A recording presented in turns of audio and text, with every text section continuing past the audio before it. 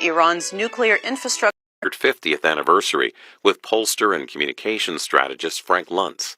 And we'll continue the discussion with Charles Bowery, Executive Director of the U.S. Army Center of Military History. Washington Journal is next. Join the conversation.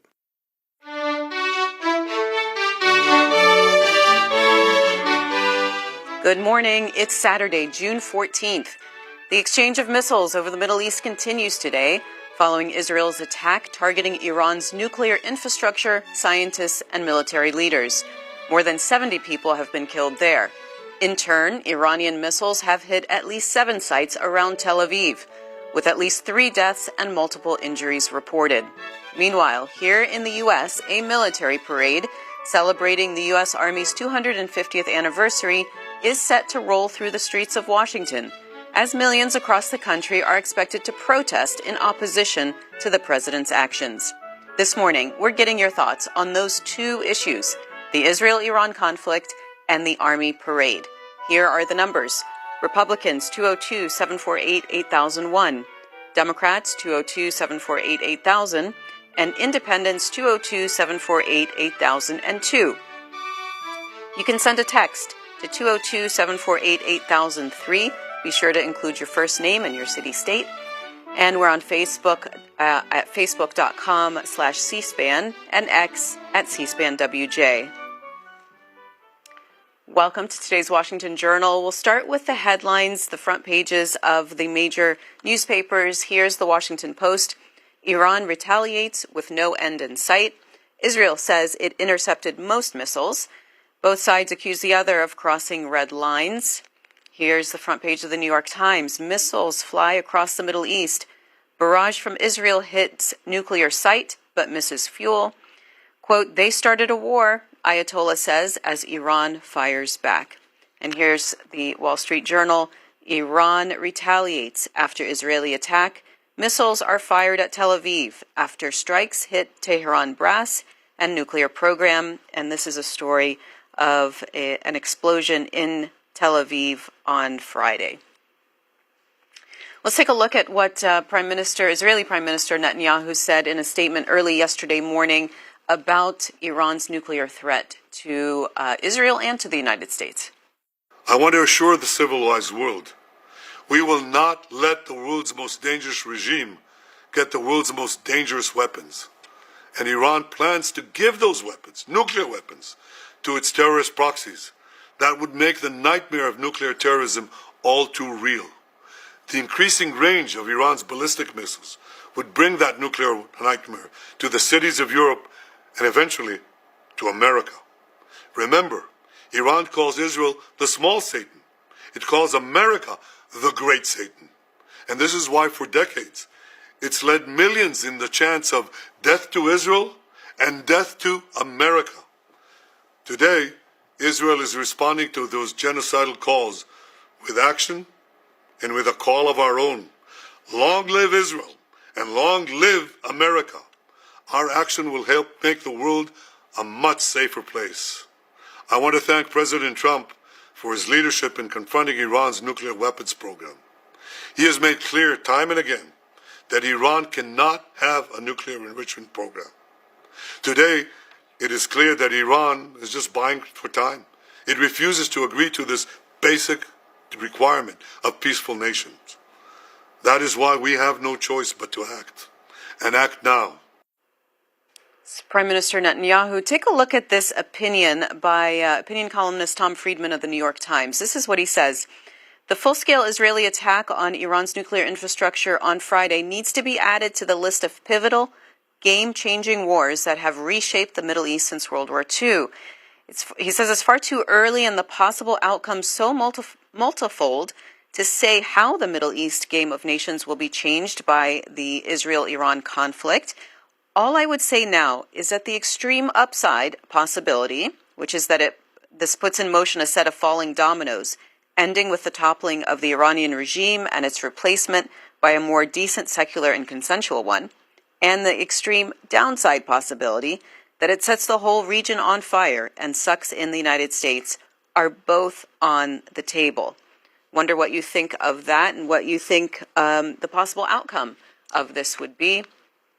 Let's go to the phones to Pat in Brick, New Jersey, Republican. Good morning, Pat. Hi, good morning, America. Happy Flag Day. Happy 250 years for the Army, for God and country. Happy birthday, President Trump, and happy Father's Day to all. Thank you, Israel, for Liberation Day for the Iranian people and the West. Don't ever forget October 7th. How did we get here? The Iran nuclear deal was funded by Barack Obama and Joe Biden, who have a lot of blood on their hands. May God have mercy. Thank you. Here's Bethany in Florida, Democrat. Good morning, Bethany. Yes, good morning. I'd like to say long live Iran and the courage that they have to take on Israel, to stop them from tearing up the Middle East and committing all of the murder and genocide across those nations. I'm so sad as a veteran to see that America is being dragged into this ugly mess. This is what Israel wanted. We have blood on our hands, and we've got to stop it. We've got to stop Israel.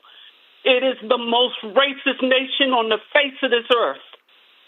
Long live the Palestinians. Long live Iranians. Fight. All right, Bethany, and here's what the Iranian Foreign Ministry said in a statement yesterday. They said this: the Zionist regime's acts of aggression against Iran could not have been carried out without the coordination and approval of the United States. Consequently, the U.S. government, as the primary patron of this regime, will also bear responsibility for the dangerous repercussions of the Zionist regime's reckless actions. Here is Herbert, Michigan, Independent Line. Good morning. Good morning. I agree with your last caller, except for one thing. I don't think killing people is the right way to go. I believe that, first of all, this is all because of Donald Trump. We had an agreement with Iran, and he pulled out. He said it was a terrible agreement. Well, we had inspectors in their plants. We knew what they were doing. He pulled out of this agreement, and now look where we are. This is all because of his racist ways. He did the same thing with trade. We were in the TPP. All because Obama negotiated these deals, he pulled out. And now look where we're at. All these nations that were in the TPP are making deals, and now we're on the outside looking in. Donald Trump is our biggest problem. We need to get rid of him. Bottom line. All right. Killing people. Here is Al in Plymouth, Massachusetts, Republican Line. Al, you're on the air. Morning. Where it all started, Plymouth, Mass. I want to remind people Israel was established by the United Nations in 1948, and most Arab nations declared war on them. They haven't had peace since their existence. The left-wing media complex and those in the elite universities are ignoring that, and they're dug into their arrogance rather than reading. If you're a religious person, if you believe in Christ, he returns to defend Israel when the whole world comes against Israel. So if you believe in that, that's what's going to happen if you believe in Christ. So all right, Al, and here's the other news story is the parade. Today is the 250th anniversary of the founding of the U.S. Army.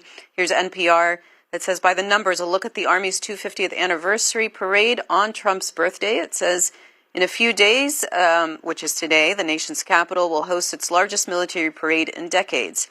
There'll be thousands of marching soldiers, rows of tanks, parachute jumps, and flyovers. The Army has been preparing for this celebration for over a year. It says, Trump said in a video posted on Instagram earlier this month, quote, we'll celebrate a spectacular military parade in Washington, D.C. like no other. Here is Sandra, North Carolina, Independent Line. Good morning. Good morning.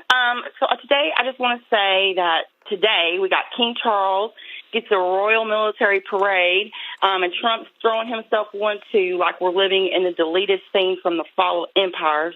Meanwhile, Iran and Israel are trading missiles, and at this point, I don't know if I'm watching geopolitics or a dystopian birthday party for egomaniacs.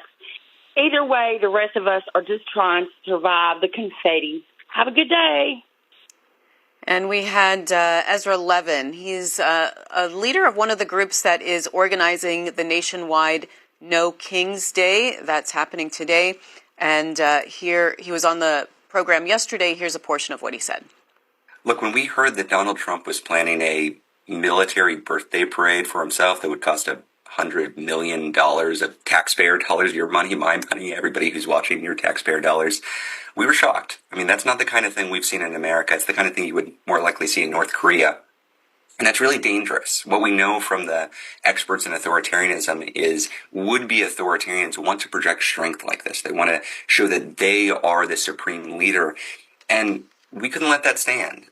We didn't want to play into Trump's hands. We didn't want some kind of counter-protest of that parade. We didn't want to give him the narrative device that he could say we're protesting the military. So instead we said, look, Donald Trump can have downtown D.C. for his little birthday parade.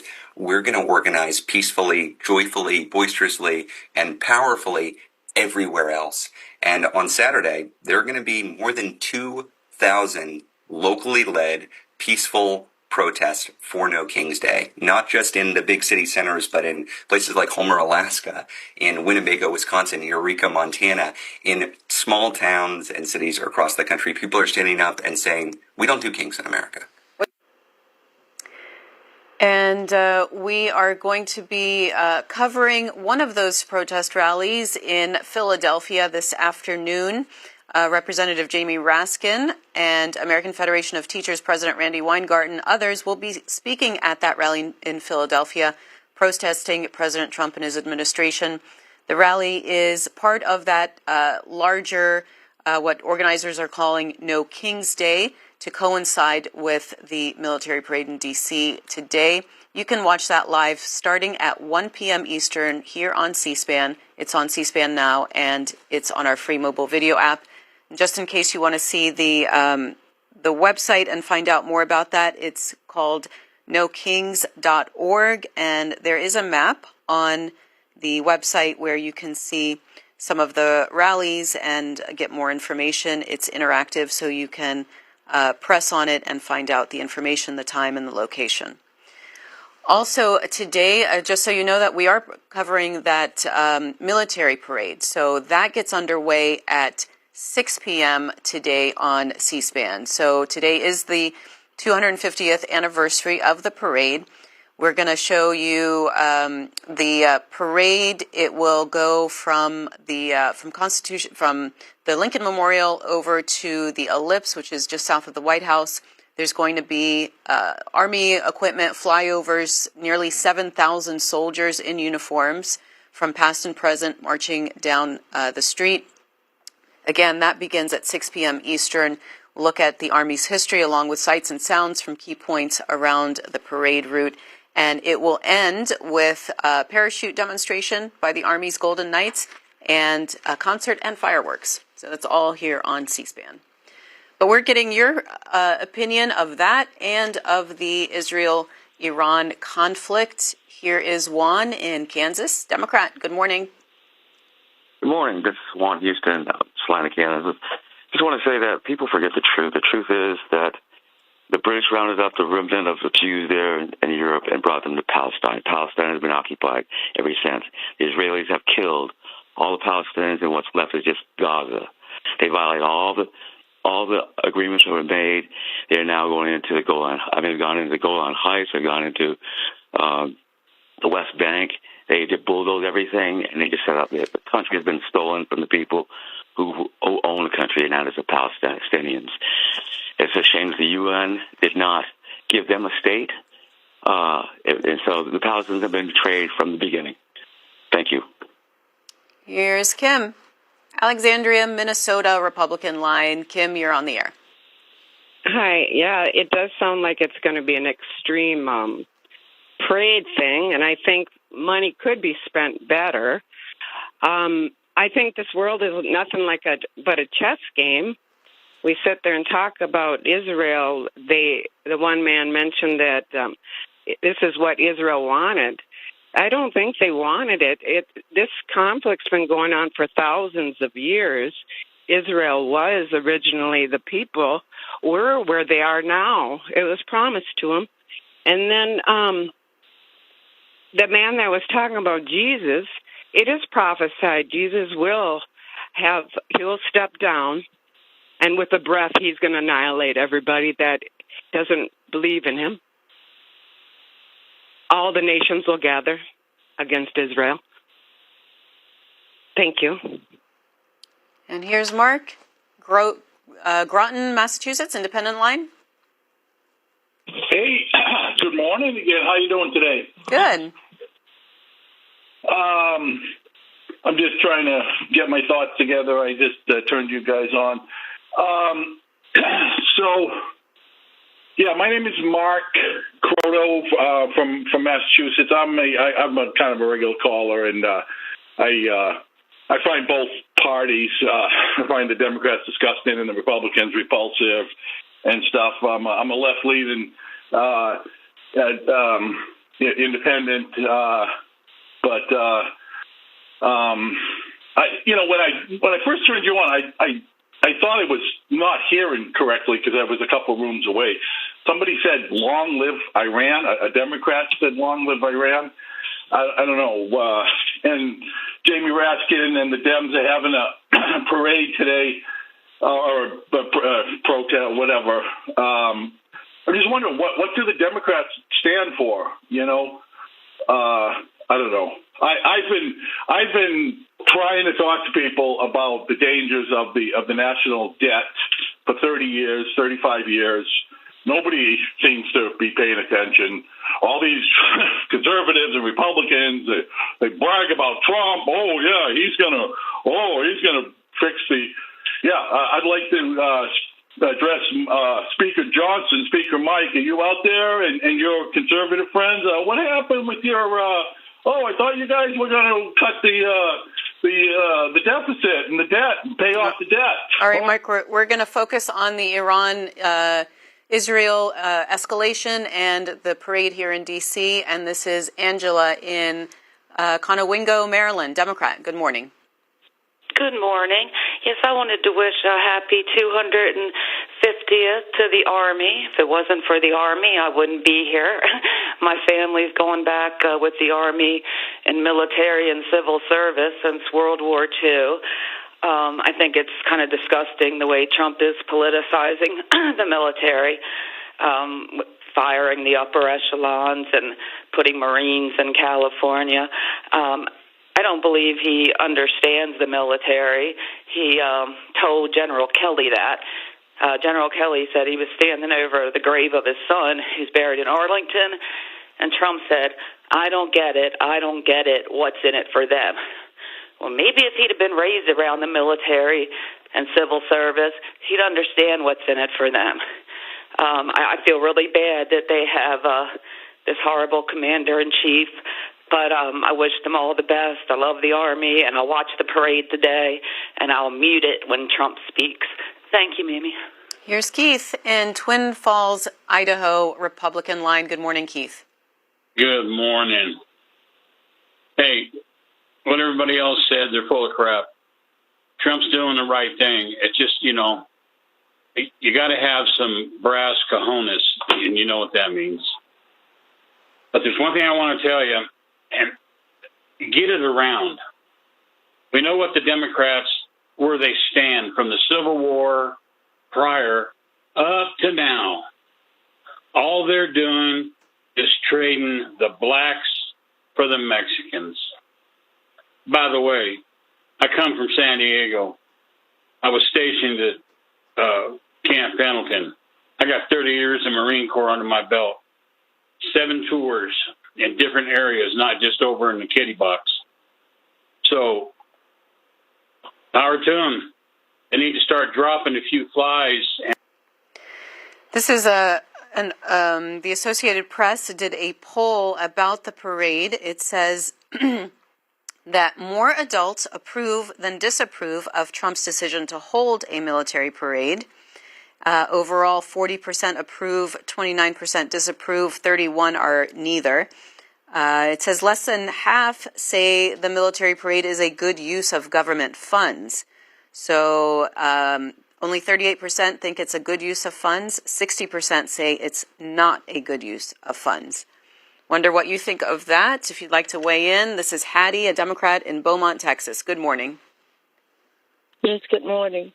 I care about what's going on, with Israel and the war over there. I sympathize for all innocent people that are going to be affected on both sides. But I also care about our democracy, how it's being eroded. So my main concern is what's happening over here. And people are not realizing that they're losing their right.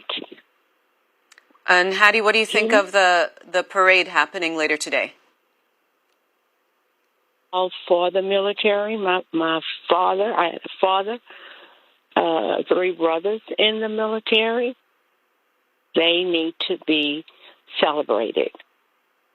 Trump's birthday should not be connected with that. All right. And what you're seeing on the screen is those military vehicles coming into town by rail. Those are that's courtesy of the Defense Department video. And this is Mimi in Los Angeles, Independent Line. Good morning. For Mimi? Yes. Hi, Mimi. Oh, I'm so sorry. Okay, I would love to make 2 quick points. I'm a little offended by Democrats not understanding the land, Israel, and God. Jesus is coming to redeem that. It's not a political thing. And in fact, Israel is really referring to the people, the descendants of Jacob, also known as Israel. He is coming for the Jews and the Christians to be reunited under a new earth. And it's a symbolic holy city, Jerusalem. Now, that aside, the military parade, it's unfortunate, but the real military parade, the Army parade was, I think it's it's going to be in Lawson. I believe I'm sorry. The point is that original parade is going to be canceled because of this brouhaha that Trump wants, that pushed this actual parade aside because of all of the disruptions, the protests that's taking place nationwide. So they're going to be canceled, and it's just kind of sad. Looks like we lost Mimi there. This is Michael in Smithfield, North Carolina, Republican. Hey, Michael. Hey, Mimi, I tell you what, that fresh cut on your hair looks awesome. Oh, I got it cut earlier. You didn't notice. Well, the thing of it is, I've had a horrible week. Nothing bad, but just not much television time like I normally have in the morning. So this is the first C-SPAN I've seen of Washington Journal since probably last Friday or Thursday of, over a week ago. So I haven't seen your new hairdo, but it's spectacular, and I love it. Thank you, Michael. So what do you think of what's going on in the world? Well, the world needs Jesus more than ever, and that's why Iran has got to be stopped. Iran cannot have nuclear weapons because you're talking about millions of people losing their life with maybe just one good enough sized nuclear warhead on any kind of rocket or missile. So we're talking about saving millions of lives. We're talking about decades of fallout, nuclear fallout not happening. If Iran gets a nuclear weapon, they're going to use it. They're going to worship that weapon in the public streets. They are going to use it immediately against Israel. And Michael, do you think the nuclear negotiations with the United States was a useful thing to do? Should that have been continued? Well, we tried. We tried, and if we're not going to give them briefcases full of money, they don't want anything to do with us. They really don't. They want a one-way bargaining table. They want cash. They want currency so they can hire more terrorists, train more terrorists, have more explosive vests, and it's just a matter of time. If we don't do something now, I'm 50 years old, and if we don't do something now in my lifetime, there'll be major terrorism over here in the States, like with car bombings and explosive vests in public. I'm really fearful of Iran, and Iran's just a puppet of all the other communist countries. And, China sits back and Russia sits back and really enjoys it. I really think they do. I like President Xi. I don't think Xi is as bad as Putin because she's more of a businessman. I really believe that. I believe Xi's more of a businessman than he is a military leader. All right, Michael. We'll talk to you in a month. Here is the Associated Press reporting breaking news saying Iran's foreign ministry spokesperson has called further nuclear talks with the United States, quote, meaningless after Israeli strikes on the country, state television says, but stopped short of calling them off. The next round of talks between the two nations was scheduled for tomorrow. Here is Kevin, Granville, Ohio, Democrat. Hi, Kevin. Hello. Thank you for having me on. First, I just want to say that I'd watched them all at the United Nations this morning, talking about everything that happened. And it's incredible that people don't realize that they are publicly telling them that they are going to destroy Israel day by day, and it's the United States along with them. And we have something going on in this country right now where we've forgotten one of the great things that they said is that united we stand and divided we fall. They're trying to separate us. They're trying to make us all fight against each other. But who's trying to separate? Who's trying to get us to fight? I'm not really sure who it is, but there's so much dismay. And I'm not a big fan of President Trump, but one of the things that I think that's happened is people are emboldened now. They're willing to say things that they just normally would have reserve and think about the other person. And we need to remember that we're all humans. And as far as the parade today, we are a great military power, and that's the only thing that has made people listen in this world. Lots of times we would like to reason with people, but there's nothing that we can do if they will not listen to reason. All right, Kevin. Well, President Trump talked about today's military parade earlier this week with reporters in the Oval Office and offered a warning to any would-be protesters. I just think it's amazing. We're going to have a fantastic June 14th parade, Flag Day. It's going to be an amazing day. We have tanks, we have planes, we have all sorts of things. And I think it's going to be great. We're going to celebrate our country for a change. Recently, as you know, with World War II, the victory of World War II, I called up France and they were celebrating the victory. Well, we helped them a lot, as you know. I don't have to get into that. But I called up other countries. They were all celebrating the victory.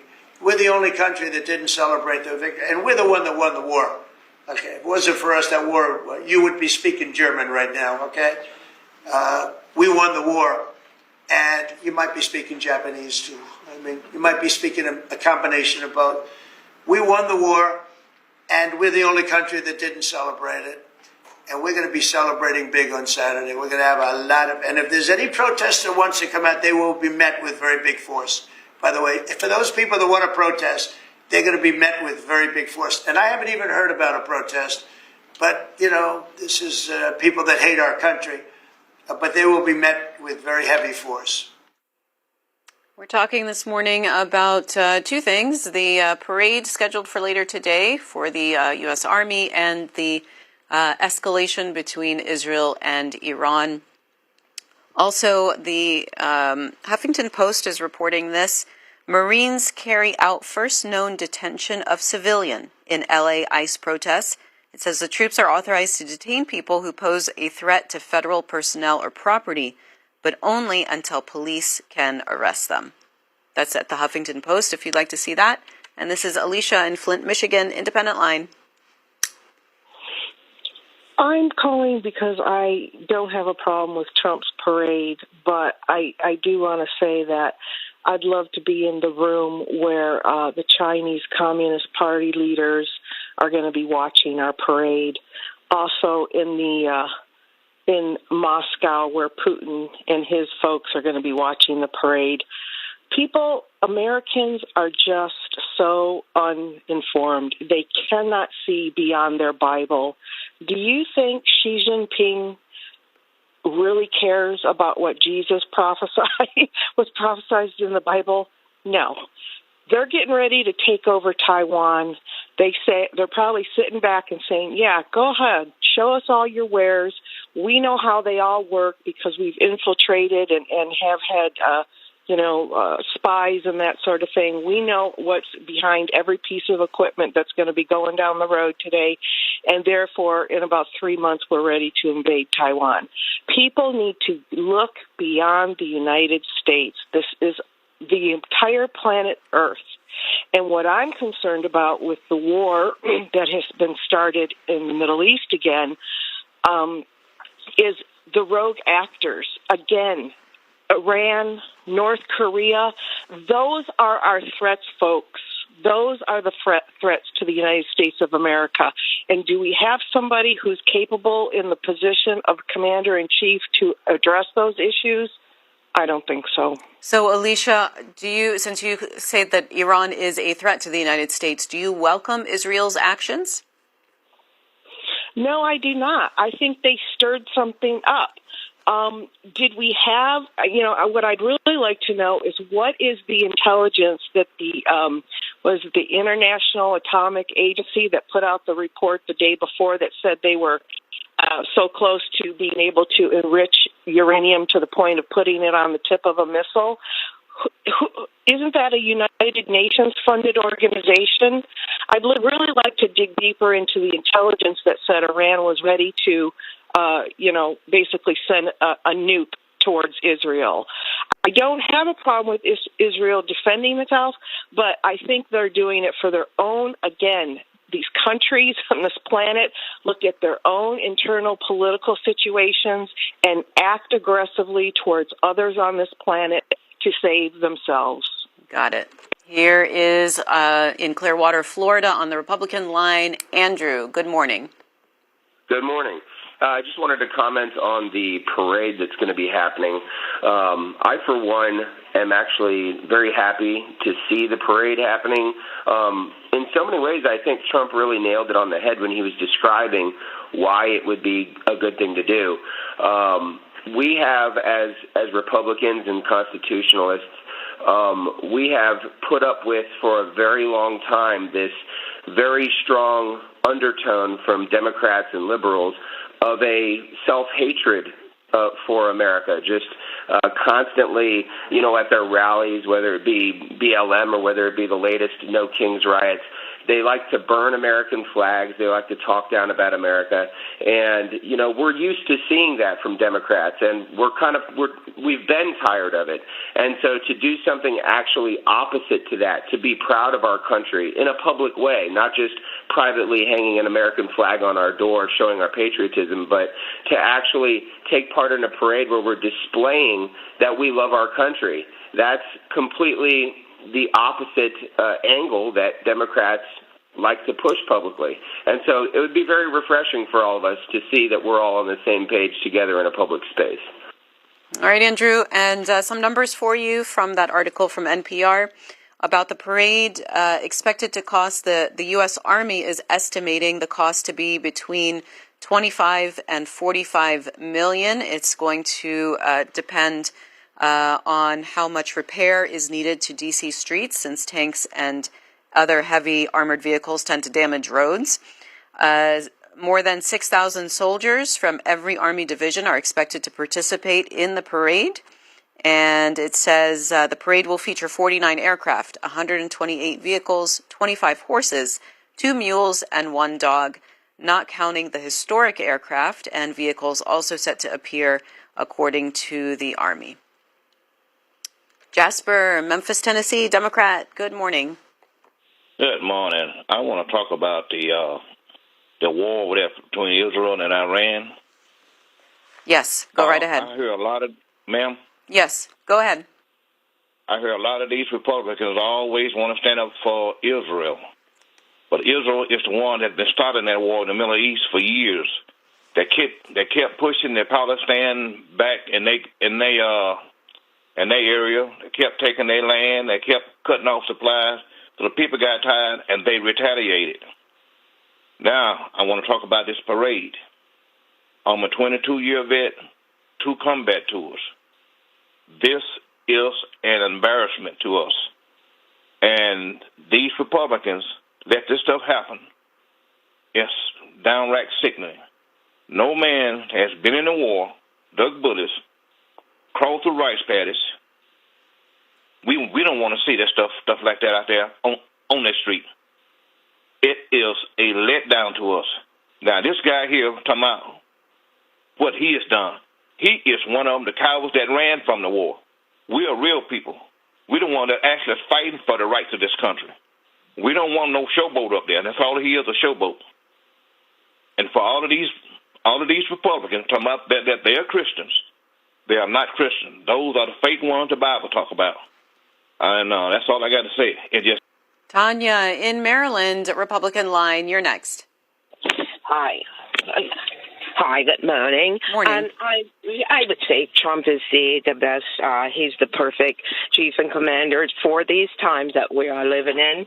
And, with as far as with the parade, I would like, for all patriotic Americans to be there in support of this country of 250 years.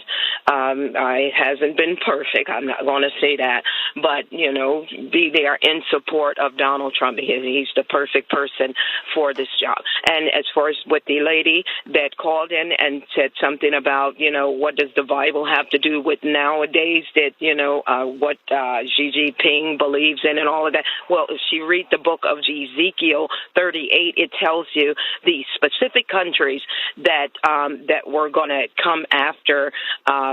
That we're going to be enemy combatants of the United States. Ezekiel 38, it's right there in plain, just plain as day. So go out and support the red, white, and blue and get these for national. Tanya, are you going to the parade since you're in Maryland? Yes, indeed. I will be there. I would not encourage people to be there if I wouldn't be there. For what's good for the goose is good for the gander. So all right, got it. And here is Eric, North Carolina, independent line. Good morning. Good morning. And how are you? Good. Oh boy. First of all, I think Israel is wrong. I believe a basic right, and that is your rights end where other people's began. We have weapons. Israel has weapons, but we don't want other countries who may be a threat to us to have weapons. And so we go on the offense. I think that's a wrong move. I think America is already involved, although our leader is not saying it. I don't think Israel would attack if America, who's supposed to be in talks with Iran, objected to it. As far as the parade, I think 4th of July is our country's birthday. So I think this is all about the president. And again, our president is lying to the people, and he's giving a false narrative. That's what that's all I can say. A whole bunch more, but that's what I'm going to stop. All right, Eric. And we've got a post from Ambassador Mike Huckabee on X. He is the U.S.'s ambassador to Israel. He says this: if you hear, quote, Israel is no concern to USA, remember, 700,000 Americans live in Israel. That is equivalent to a full House district. More Americans here than in any other country except Mexico. Iran isn't just attacking Israel, but your fellow Americans who live here. This is Roland in Glen Burnie, Maryland, Democrat. Good morning. Yes. taking my call. I'm really trying to understand how, Republicans, they seem to have more hatred for their fellow Americans just because they're Democrats or they don't see things the same way they do, because everything always leads to Obama, Biden, Clinton, every other comment. Notice Democrats stick to the issues. Okay, well, let's stick to the issues, Roland. What do you think of either the Iran-Israel conflict or the D.C. parade? Well, to me, Trump always finds any issues that divides us, anything we don't agree on. It's all, like I said, it's just basic. The Constitution. What do you mean? You remember the Constitution? That's the one document that binds all together. And Democrats keep trying to remind us, this is it's like a contract. But Republicans keep trying to ignore it, keep pretending that document don't exist. And if you say anything, or it's all that, so you don't like America, you hate America. We just try to stick to our traditions, our democratic traditions. How come everything that used to apply to Democrats don't apply no more to this man? All right, Roland. And White House Press Secretary Caroline Leavitt was asked about the president's threat towards would-be protesters at the Army parade. Here's what she said. In the president's comments yesterday, though, he just said protesters would be strongly dealt with. In your list before, you referred to insurrectionists, rioters, and protesters together. Obviously, they're quite different from your earlier answer. I'm struck by the fact that the president has not at any point said the most important thing here is to protect the First Amendment rights of peaceful protesters. So I'm wondering, where in his hierarchy of interests does he place that? Is the First Amendment protection the most important? Is stopping violence most important? Why is he not out saying all peaceful protesters will be protected? I think two things can be important at the same time. And the president, as I just answered, supports the right of Americans to peacefully protest. He supports the First Amendment. But that is not the majority of the behavior that we have seen taking place in Los Angeles. We have seen mobs of violent rioters and agitators assaulting law enforcement officers, assaulting our federal immigration authorities. And we have seen, as I said, this goes back to what this administration is trying to do and accomplish, and that's enforcing law and order in our nation's communities. And it's removing public safety threats from communities in Los Angeles. You're saying the majority have not been peaceful, the majority have been violent. I just read for you the arrest numbers. We've arrested nearly 400 illegal aliens alone, just illegal aliens who have been arrested in these riots since June 6th, since they began. Thousands of people on the streets. Yeah, and we've had hundreds of people who have assaulted law enforcement officers. Are you saying that that's that's appropriate behavior? No, Are you no, saying I'm not that saying the that at all. president I'm should just take trying action? to figure out. The Democrat governor and the Democrat mayor of Los Angeles have failed their citizens. And the majority of Americans, the majority of Californians, do not want to see law enforcement officers being assaulted in the streets. And thankfully, the president took action and stepped in to protect our federal law enforcement agents, to protect federal buildings, to protect the federal mission of deporting illegal criminals off of our streets. And that mission will continue every day as far as we're concerned. We're taking your calls for another 15 minutes about the two biggest issues today, the conflict between Israel and Iran and the Army parade happening later today in D.C. This is Ricardo in Easton, Pennsylvania, Independent Line. Good morning. Good morning. Thank you for taking my call. And I am an independent. I'm not a Donald Trump supporter, but I am a devout Christian, specifically Quaker. So yes, we are real. We're not just the guy on the oatmeal box. And therefore, I'm a devout pacifist. And the conflict that's going on between Israel and Iran, I'm not supportive of. And the army parade that's going on in Washington, D.C., which is really just for Trump's vanity because today happens to be his birthday, I'm not supportive of either. A little while ago, you had a woman making a quote from Ezekiel and using this quote to justify conflict. Well, I guess she forgets about, if she calls herself a Christian, when, Christ said, blessed are the peacemakers. If, God loves us all and wants equally and wants us all to love each other and, help one another, not hurt and harm one another. And that's the Christian way, and I believe that's the American way also. And this idea that, hurting people because they're different than you is somehow righteous is something that I believe very firmly is wrong. All right, Ricardo. This is Richard in Texas, Republican. Hi, Richard. Yeah, I want to just make a comment. I'm absolutely sick of hearing these moronic Democrats talk about democracy and the Constitution after the last 4 years. Chuck Schumer lies every time he opens his mouth.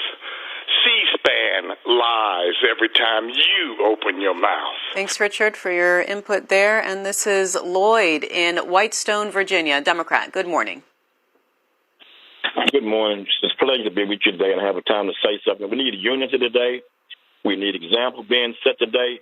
We need due process of law, and we need to look for the future of young people coming up here. An example we being set there is not with the parade. Example being set by showing how we can live our lives one with another. We're going to be talking scripture. We got to live the example and be the peacemakers because the future's in the hands of young people, and right now we're not setting no kind of example whatsoever. Please pray for me. Here's Michael in Essex, Connecticut, Independent Line. Good morning, Michael. Hi, I want to point a couple things out that you've already showed multiple times here. The president standing in front of a bunch of soldiers, Army soldiers, cheering on Confederate soldiers. When the president announced the name Robert E. Lee and the return of the name Robert E. Lee, the leader of the Confederacy, which fought against the United States of America, killed Americans, look at those soldiers standing behind him, cheering Robert E. Lee. That's chilling to think that that's the future of our military. That's the present military. Apparently, the president cheering on, and soldiers behind him cheering on military leaders from our past who seceded from the United States of America and killed Americans. Chilling. And now a parade today. One of the things that made America great is we didn't have to brag about our power. But now we're going to display our military might, our ability to kill at a time when this president, who praises Confederate soldiers, is cutting the budget. And as a result, and I know you've had this information on in the past week, we now have a survey that shows Donald Trump's policies have resulted in the deaths of over 300,000 people around the world.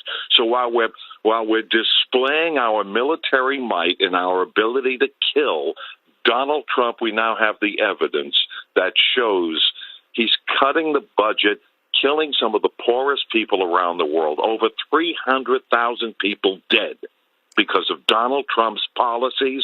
This is not a day to be proud, my friends. This is not a day to be a proud American. Think, look, listen, learn. Stop all the praying. Start accepting what we are, and you need to stop it while you can. And military.com has this article, brag soldiers who cheered Trump's political attacks while in uniform were checked for allegiance and appearance. It says as Trump viciously attacked his perceived political foes, he whipped up boos from the gathered troops directed at California leaders, including Governor Gavin Newsom, amid the president's controversial move to deploy the National Guard, as well as former President Joe Biden and the press. The soldiers roared with laughter and applauded Trump's diatribe in a shocking and rare public display of troops taking part in naked political partisanship. It says that the troops ultimately selected to be behind Trump and visible to the cameras were almost exclusively male. One unit-level message bluntly said, quote, No fat soldiers. Quote, if soldiers have political views that are in opposition to the current administration and they don't want to be in the audience, then they need to speak with their leadership and get swapped out. Another note to the troops said. This is Becky calling us from Smyrna, Tennessee. I'm very proud for this parade. My father was a Korean and Vietnam veteran, 20 years. He's a founding father of since day one of the Army Museum that needed to be. Nobody cares if there's like 1 billion people out there going to protest, but where was everybody when the Vietnam vets were coming home and getting spit on? All my family has been born and bred military. I've got a grandson. That tank that's coming off right now, that's what he drives. And he's been in the service 4 years. And we're waiting for him to come home. So I am proud of our military. And I'm proud of Trump. So y'all have a blessed day. All right, Becky, you too. And here's Susan, a Democrat in Walton, New York. Good morning. Good morning. I'd like to say that when our country was worried about every other country in the world, we don't look at what we need right here in our own country. We need the protection of our military. We need to show people that we have power, and we need to stand behind somebody who's got a brain. And for the 4 years that we had Biden, and he was incapacitated, and the Democrats, as a Democrat, I feel like I was lied to. And I can't see how all these Democrats can support Joe Biden after what we saw. And when you have a president that is not capable, that is more dangerous than what we have here with the tanks. He could push the button any time. So I can understand why the Democrats lost the election, because they lied to the American people. And so I think that all of this is just, it's almost unbelievable that they can say Trump is so bad. At least he has a brain, and that's all I have to say. And thank you for taking my call. You're welcome, Susan. And in Florida, on the independent line, is it Garciani? Graciani. Go ahead. Yeah. So I voted. I never voted. I'm from Brazil originally. I never voted while I was in Brazil because I could see through people. I could feel that they're bullshitting, the Brazilians. And when I came to this country, which I call home today, I paid $500 penalty for not voting in Brazil. Wearing the word of God, that is something created where if you don't give your voice, you pay for it. So that's why I left Brazil. Not because I didn't love, still my home, because that's what I was born, but I call home United States. And this country was built on the foundation of strength, no weakness. And Trump, I don't know you. I don't know you physically, but I know you spiritually. I know your heart. I know that you love this place more than any other president, because I feel your energy. And I was the one that took the bullet from, going into your brain at that day, and you felt me. I was beside you, my dear, and I love you from today to eternity. And anything that you need from me, I'll be here to support you, my loved one. All right, here's Jeff. North Carolina, Republican. Good morning, Jeff. Hello, Mimi. Hello. I would just like to say happy birthday to the greatest president we've ever had. And happy 250th birthday to the United States Army. And I'd like to thank our great President Donald Trump for coming to the great state of North Carolina, to Fort Bragg, which he had to rename after that idiot named it Fort Liberty. Thank you, Donald Trump. And as far as these Democrats calling in, we don't care what you have to say. Okay? Anybody that's protesting today, you are anti-American, and you should be deported. Bill, Waycross, Georgia, Democrat. Good morning, Bill. Good morning. Good morning. I have to preface a couple of things, and I am going to comment on Israel and so on. I'm 75. I'm fluent in Hebrew. I've been talking to friends of mine in Israel for a good 30 years. They tell me and have told me for a very long time that, Netanyahu, the reason Mossad knew that they were going to be attacked, and they believe and tell me that Netanyahu allowed that to happen. He was about to be thrown in jail. I mean, he was already about to be thrown in jail and fined tremendous amounts of money for them. And so he allowed that to happen. Mossad knew exactly that it was going to happen. Now and I remind friends of mine that, a preemptive strike, well, that's what the Japanese did at Pearl Harbor. The whole notion that that he would attack Iran and that the United States, our president now, who, I did 2 tours in Vietnam. I couldn't find any bone spurs, but the president now would be backing him. All of this it ends up, and the whole notion of a parade. Oh my goodness, it's silly, but I know what it's for, and we have now a president who yearns to be an authoritarian. He writes love letters to Kim Jong-un. He meets with Putin on a regular basis and has plenty of long conversations with him. I suppose that is so that Putin can instruct him on, look, this is how you do things. This is how you eventually will be able to take over your country. All right, Bill. Here's Joanne, St. Petersburg, Florida, Independent. Good morning. Good morning. I just want to say that I'm going to be out there protesting today. I'm very happy to be out there. I have no respect for this president at all. And as far as Israel goes, he's in cahoots with the criminal Netanyahu, humanitarian criminal. He should never be allowed to step foot out of Israel, or he should be arrested. But as far as listening to these comments this morning, I've been listening to C-SPAN now for about an hour. And as an independent, listening to the Republicans and the Democrats, these are not Republicans. These are a cult, the MAGA. I've never heard so much hate for American citizens in my life. They say they love America. No, they don't. They hate Americans. They're a disgrace. Thank you for listening. Elaine is in Olympia, Washington, on the line for Republicans. Hi, Elaine. Hi. I just wanted to say one thing.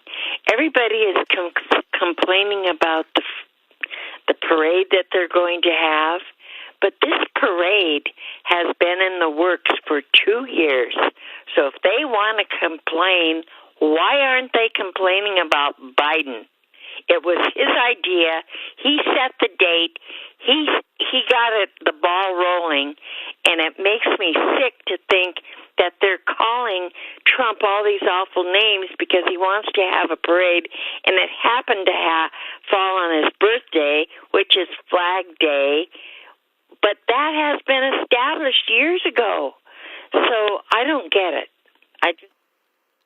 All right, Elaine, and that's all the time we've got for this segment. But later, Washington, D.C., as you've been hearing, will be the site of a parade honoring the 250th anniversary of the U.S. Army.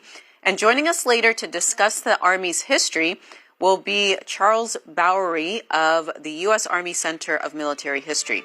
But first, we've got pollster, author, and communication strategist Frank Luntz to discuss public opinion on today's parade and military service. We'll be right back.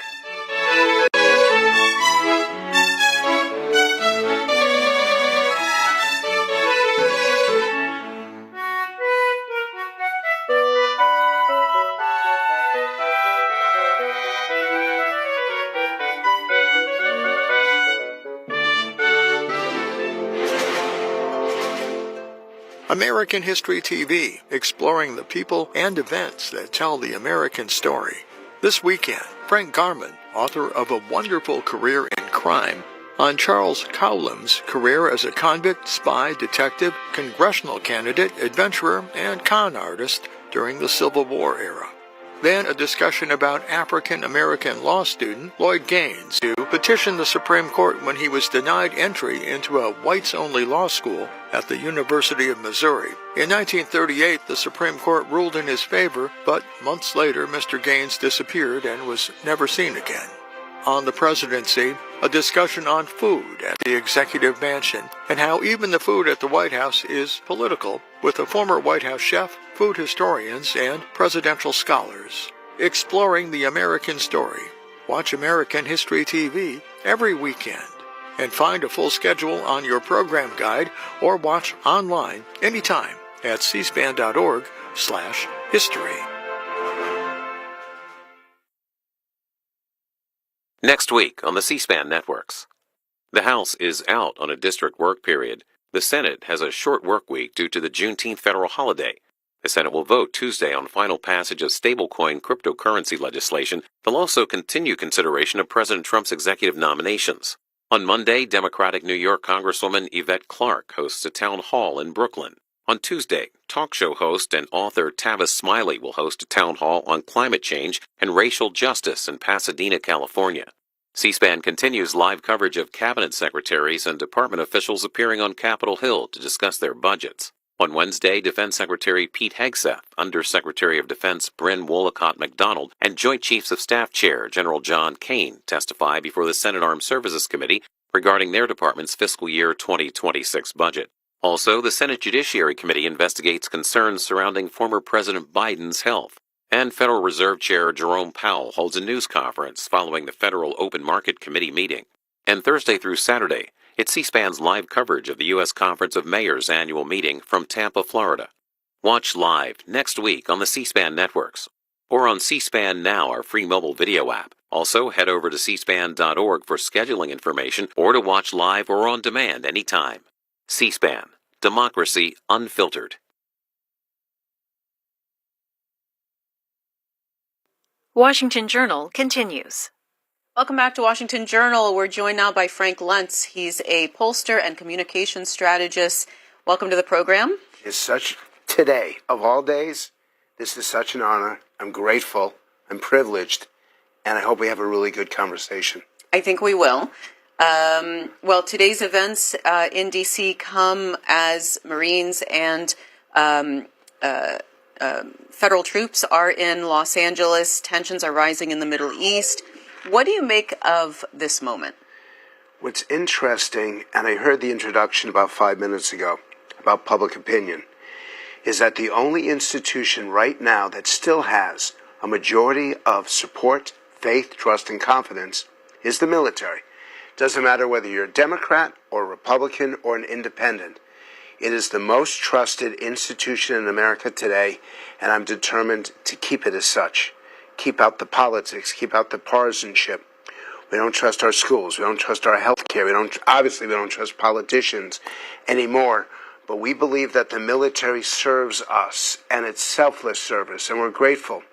And in fact, the thing that I want to emphasize as the very first way to kick this off is, when you thank someone in uniform for their service to the country, do more than say thank you. Buy them a meal. I know they won't take it, but buy them a meal, pat them on the back, give them a first-class seat on the plane. Do something meaningful, measurable, and tangible to express your appreciation, because let's face it, our democracy exists because of the men and women in uniform.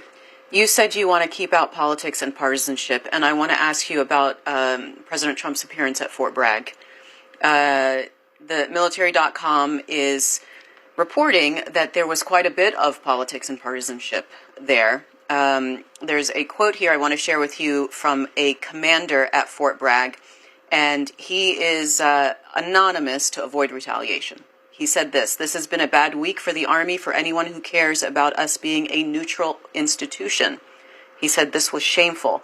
I don't expect anything to come out of it, but I hope maybe we can learn from it in the long term. And this is in response to the soldiers being screened for their political affiliation, for booing President Trump's political opponents and for cheering for his politics. I was there at the speech that he gave to the West Point cadets. And I think for the first time ever, he invited cadets to come up on stage and be recognized for their service, be recognized for how outstanding they were. And that's what I would prefer. I would prefer it to be a celebration and a recognition of things that are exceptional and extraordinary.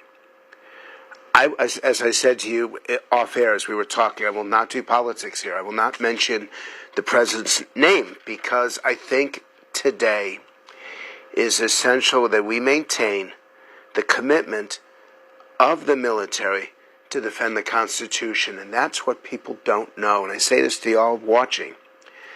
They don't swear an oath to the president. They don't swear an oath to the United States of America or to the people.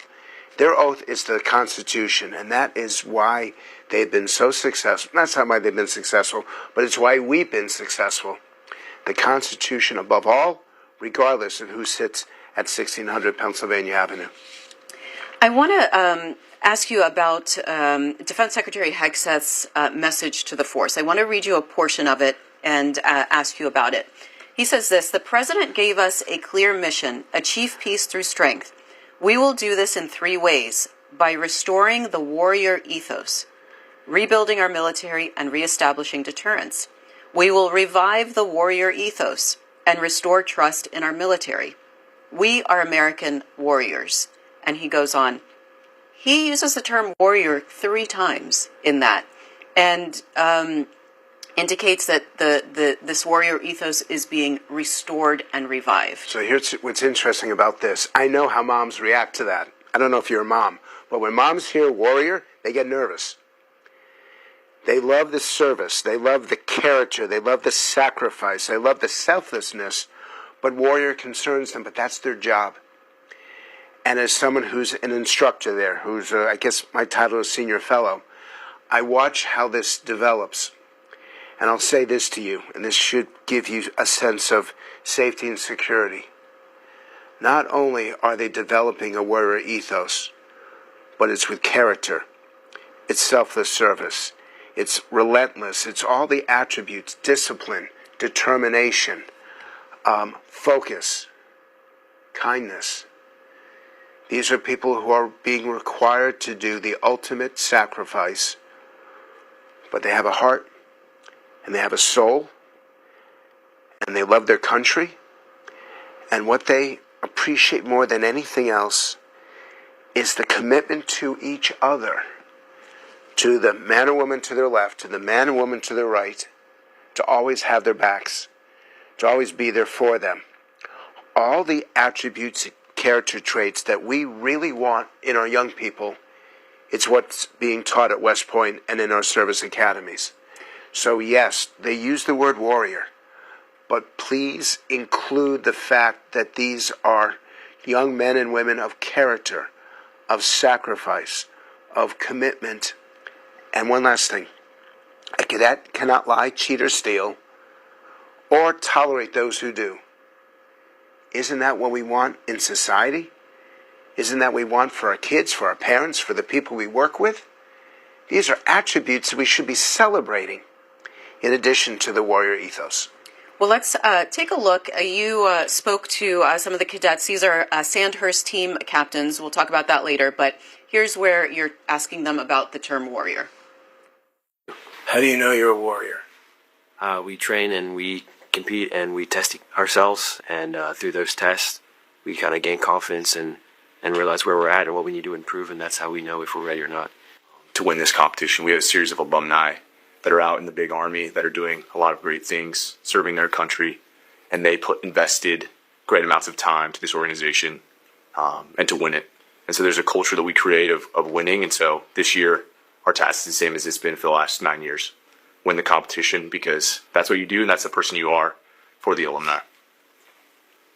And expand this to the country. What does it mean to America? It showcases America is ready to go. It showcases our lethality. It shows that we're ready to support and defend the United States of America and its people. That's exactly what people want. These future leaders, these future second lieutenants, I'm sitting there in that focus group, standing there. And I'm wondering, where the hell are these people? How did they get here? I've always been a supporter of the military. My dad was in the National Guard for 24 years. I wish he was still alive because he would love all this. And I'm listening to them, and I'm watching how they act with each other.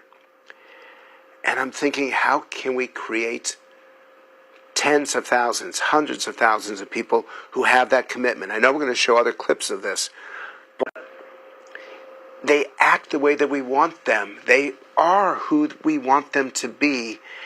And thank God for West Point, because it's there to ensure that it is not just leadership. It is not just lethality. It is not just a commitment to the military aspect, which it is, but we're going to win the right way. We're going to win the ethical way. We're going to win, but we're going to be proud of it. And I love that. Tell us about West Point's Sandhurst Military Skills Competition. What's it all about? So it's been there now for about 60 years. I think it started in 1967. And invites teams, obviously from West Point, from the ROTC units across the country. Usually have more than a dozen of them. There are often 10 or 15 countries that are represented. And here's what's interesting. Competing in this tournament, in this competition, were teams from Germany, Italy, and Japan. Our enemies, who we are killing 80 years ago, are now on side, competing peacefully, physically, emotionally, militarily. This is, to me, the greatest success, that these sworn enemies of our grandparents are now our allies. And the competition, I got to read them to you. Tactical combat care, grenade assault, land navigation, rifle marksmanship, weapons assembly, all sorts of fitness tests and obstacle courses, machine gun deployment. And it's physical, it's mental, and it's based on team. And all the skills that we require in the military are part of Sandhurst. And in fact, that's the whole purpose of it, is to recreate those skills that they're going to need in the next 10, 15, 20 years of their lives. I can't do any of them. I can't even put on a uniform, obviously. I'm so intimidated by what they do in 5 minutes, because it's more than I do in 5 hours. And the best are just awesome individuals. If you'd like to join our conversation with Frank Luntz, you can. These are the numbers. Republicans, 202-748-8001. Democrats, 202-748-8000. And Independents, 202-748-8002. If you're active or retired military, you can call us on 202-748-8003. You can also use that line to text us. Frank, what's your affiliation with West Point? So I'm a senior fellow. I started teaching there a year and a half ago. The untold story of this is that I actually started at the Naval Academy before that.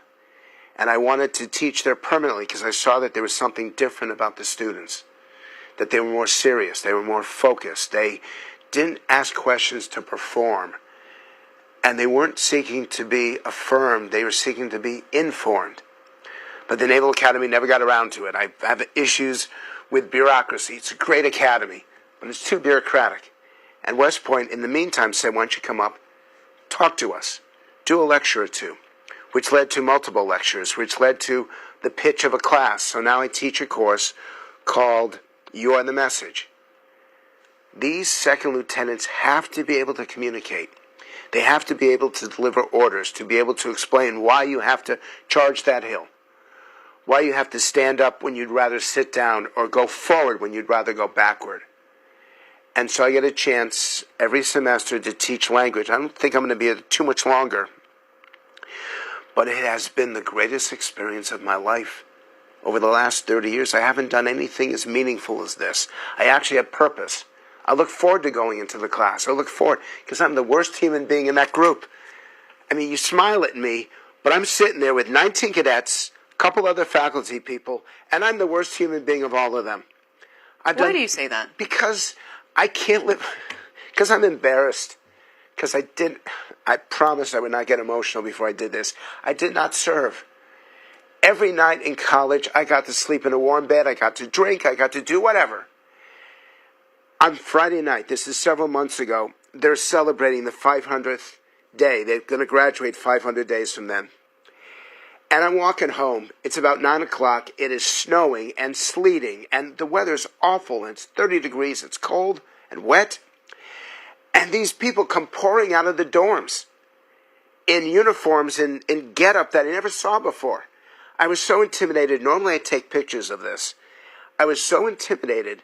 At Friday at 9 p.m., they're going to be outside for the next 8-10 hours, on the ground, in the rain, in the snow, outside, cold and wet, and I'm going home to a comfortable place a mile from there.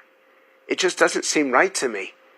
And they do this every day, and they do so with they don't like every day, to be clear. Every cadet doesn't like every day at West Point. But they love what it means. And they love to serve. And these are people who would listen to the calls that you're going to take momentarily. And frankly, I think they'd be upset. They don't hear Democrat or Republican. They hear America. They don't think left-wing or right-wing. They think Constitution. And the three generals who run this place, General Gillen, who's the superintendent, General Garcia, who I'll talk about in a moment because this is his program, he's the commandant, and General Reeves is the dean. These three generals have created or are stewarding a learning environment like no other. You don't play games. You don't perform. You ask questions. You're expected to challenge, but not in a way that is divisive or polarizing.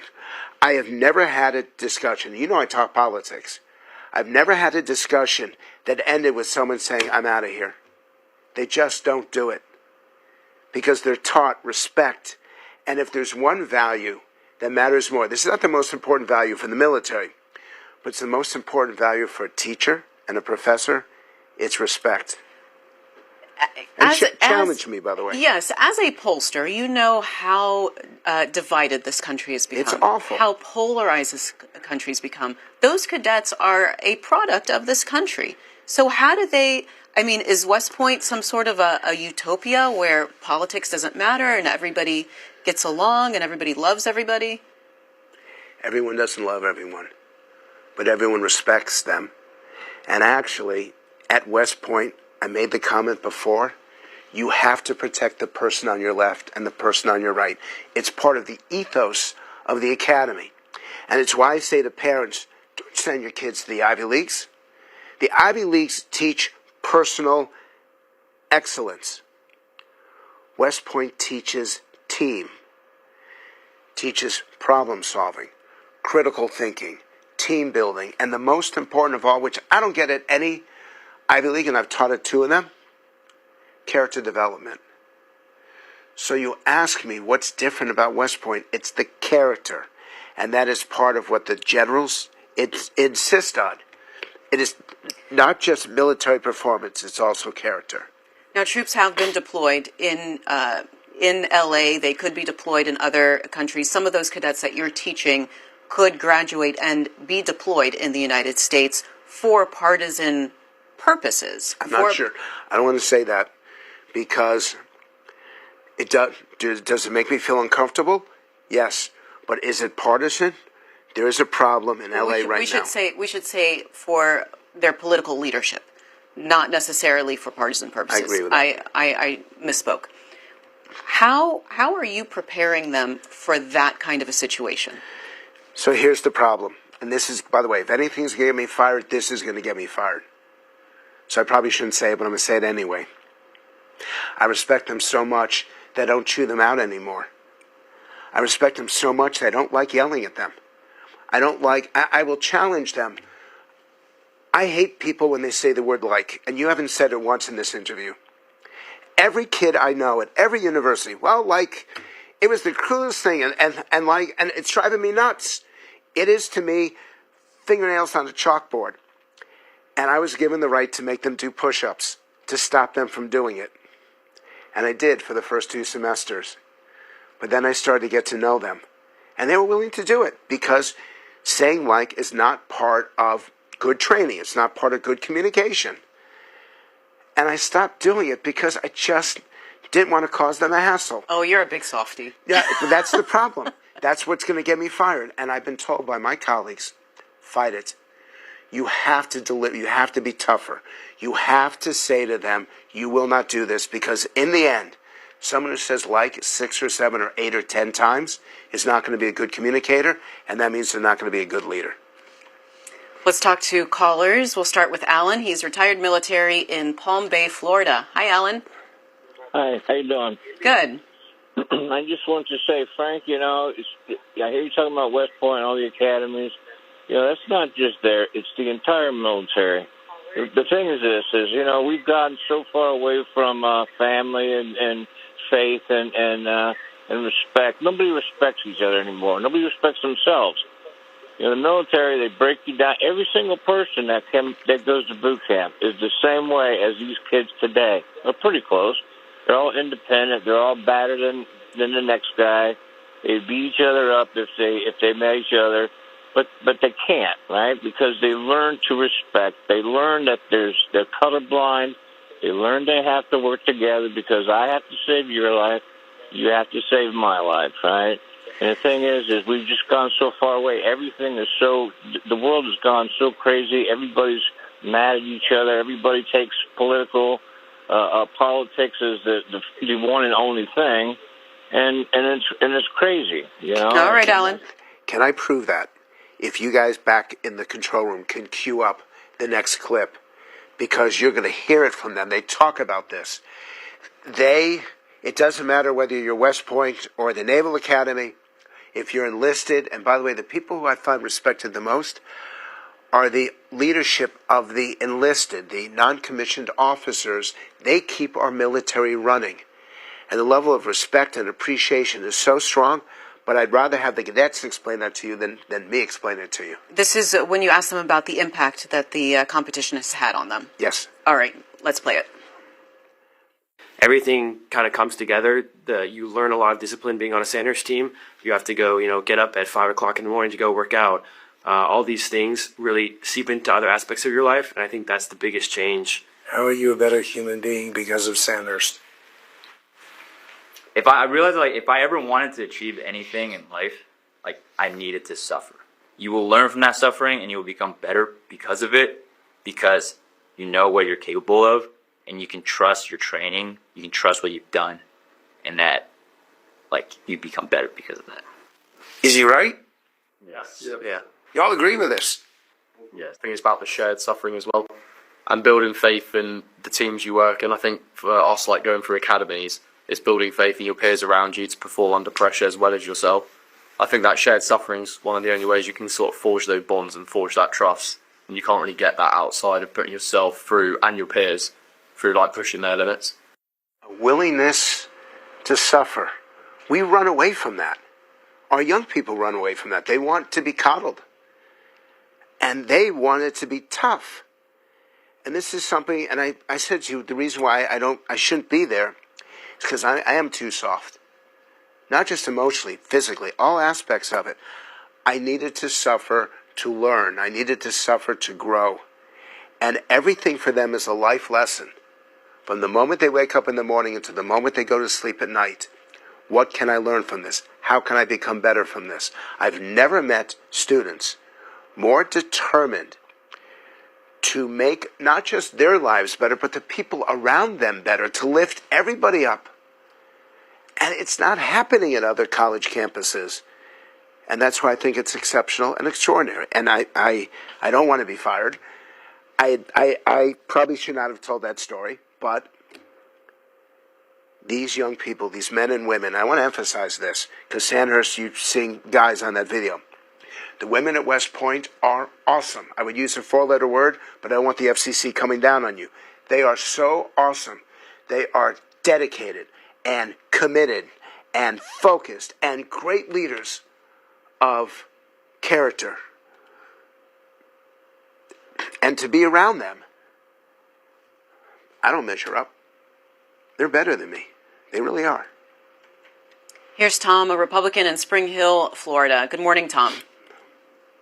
Good morning, Mr. Luntz. I appreciate you taking my call. My question is, with all the damage the left wing in this country has done, the Democrat, progressive, liberal leftists, with everything from DEI to the riots in Los Angeles to the putting in this admirable, this fruitcake, Luntz, whatever its name is, where do these soldiers stand when it comes down to a civil war with red states and blue states?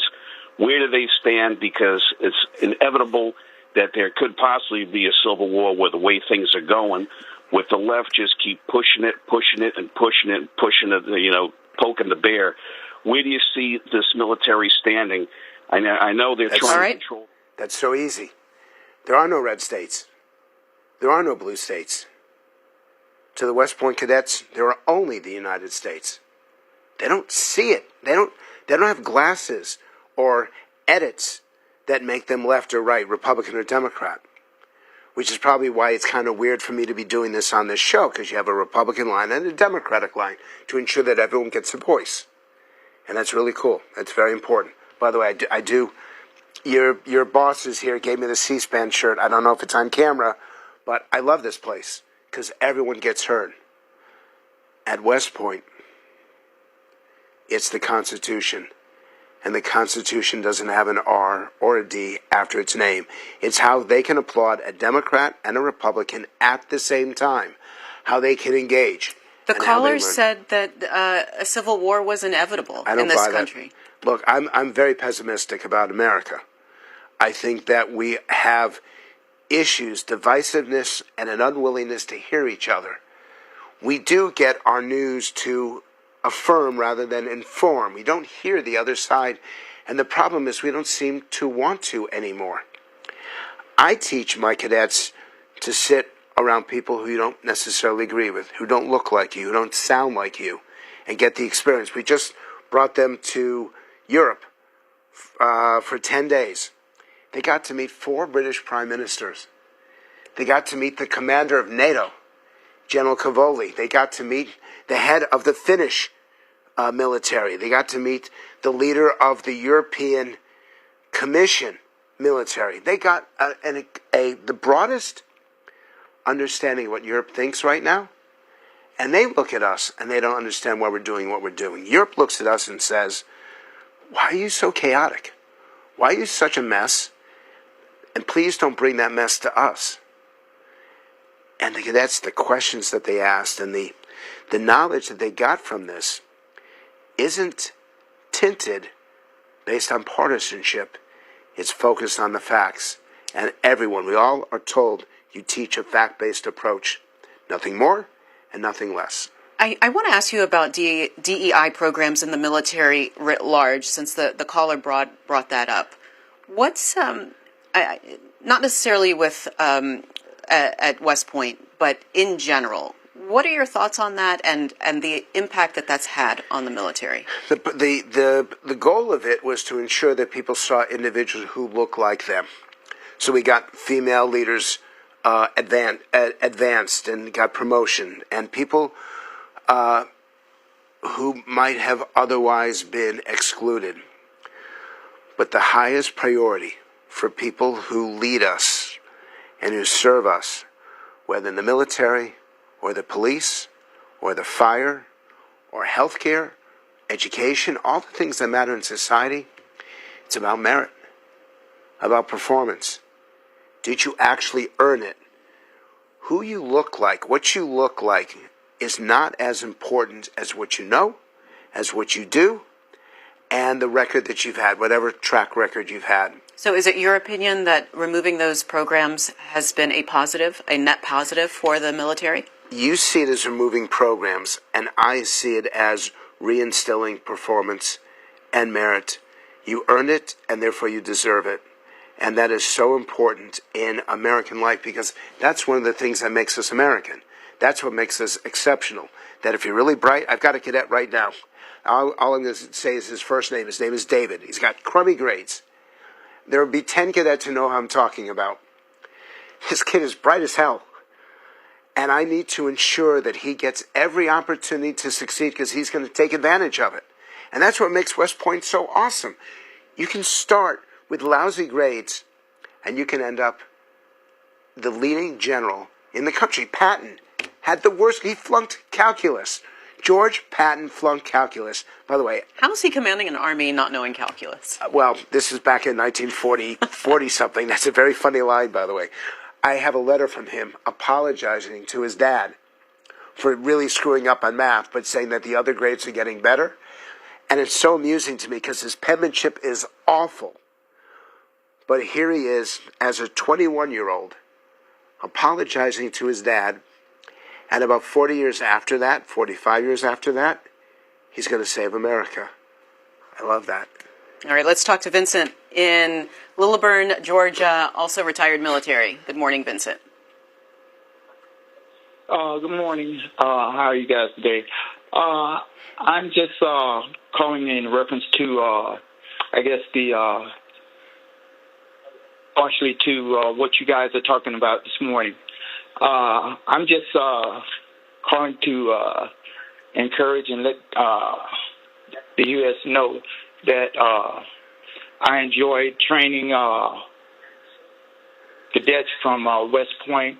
They generally, when I was in the military, I was a drill sergeant. That's what our job is for a certain period of time, to train soldiers, whether they're men or women. And I would say training West Pointers. Good morning. Once again, I'm a retired military. So, Vincent, we got that, and you were saying that you were training West Pointers. Yes, they come into to active duty military drills training on a daily basis, and usually they are with us for a week. We train them on everything that we possibly do, just like we do a normal soldier. And I would say after the week of training, the things that they thought they couldn't do, they do. Yep. Frank? They drill, and they drill, and they drill, and they drill. I love the drill sergeant because they're the ones who have to be tough on them, because in the end, you have to be prepared for anything that can happen. And that's why the gentleman who's the commandant, so there are 3 different leadership positions at West Point, and the commandant is the one responsible for the military, for that aspect of it. And what's happening at West Point right now is a real transformation, utilizing innovation, utilizing ingenuity to ensure that the cadets are prepared to win the next contest, not backwards, but in the future. They have to do drones, and there's a program there, West Point Projects, where they celebrate how they're focused on science and technology and math. What's amazing about the academy is that they have to excel in 3 areas. Intellectually, you have to be bright. Militarily, you have to be more than just competent. You have to be able to do your job. And physically, you have to excel. Once again, there is no place on earth that I know of that requires all 3 at the same time. And if you fail at any one of those 3, you don't graduate. Michelle is retired military in Converse, Texas. Hi, Michelle. Good morning. Good morning. I'm almost at a loss for words. I understand and have always revered my place in the military and the West Point and all. But I am becoming more and more dismayed with the tenor of the military and some of the thoughts that some of the military leaders at some of these bases and some of these enlistees, senior enlisted and military officers display. You know, Frank, I used to really like to listen to you and enjoy some of your discussions, but the more I listened, the more I felt that you're becoming a little bit more toward the right and having some kind of very distinct focus. Now, so hold on. I'm actually going in the other direction. I used to come on this show up until about 6-7 years ago on the Republican side. So actually, it's the exact opposite. that my politics has been changing, my commentary has been changing. And in fact, today I don't speak as a Republican or a Democrat. I speak as someone who's in awe of this 250th Army anniversary. So I urge you to go back to the videos that you're watching and see where I was 10 years ago compared to where I am right now. And that's part of what the military's done to me. How has it changed you? Because I can't do partisanship anymore. Because they can't.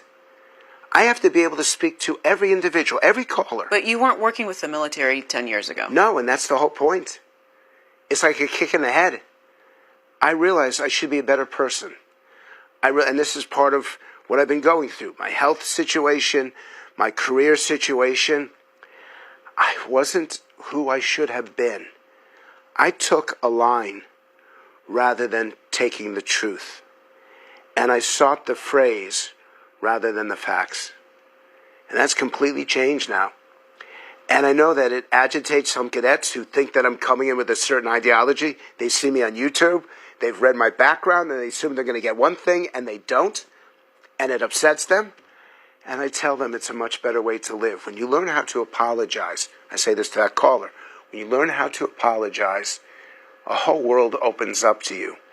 And even more importantly, when you learn to say you're wrong, you have freedom to get it right.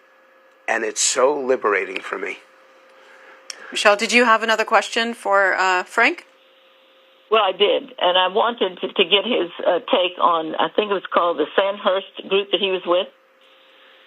All white. All white. No, and no. You said, and let me speak. And you said that you were not going to be discussing the politics of the day and all. But when you say that that West Point tries to implement DEI, which stands for diversity, equity, and inclusion, which means that we want to include everybody who can be of value to us in leadership roles. I don't see that.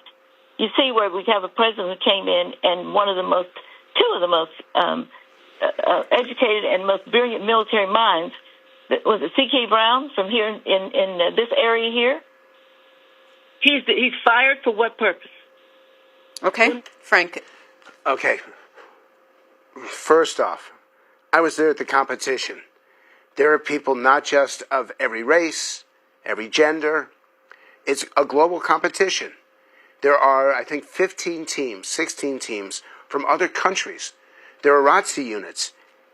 You get onto a team and you succeed based on how you perform. And that's it. And I mean it. That's it. You don't get a position because of who your last name is, because of what state you're from.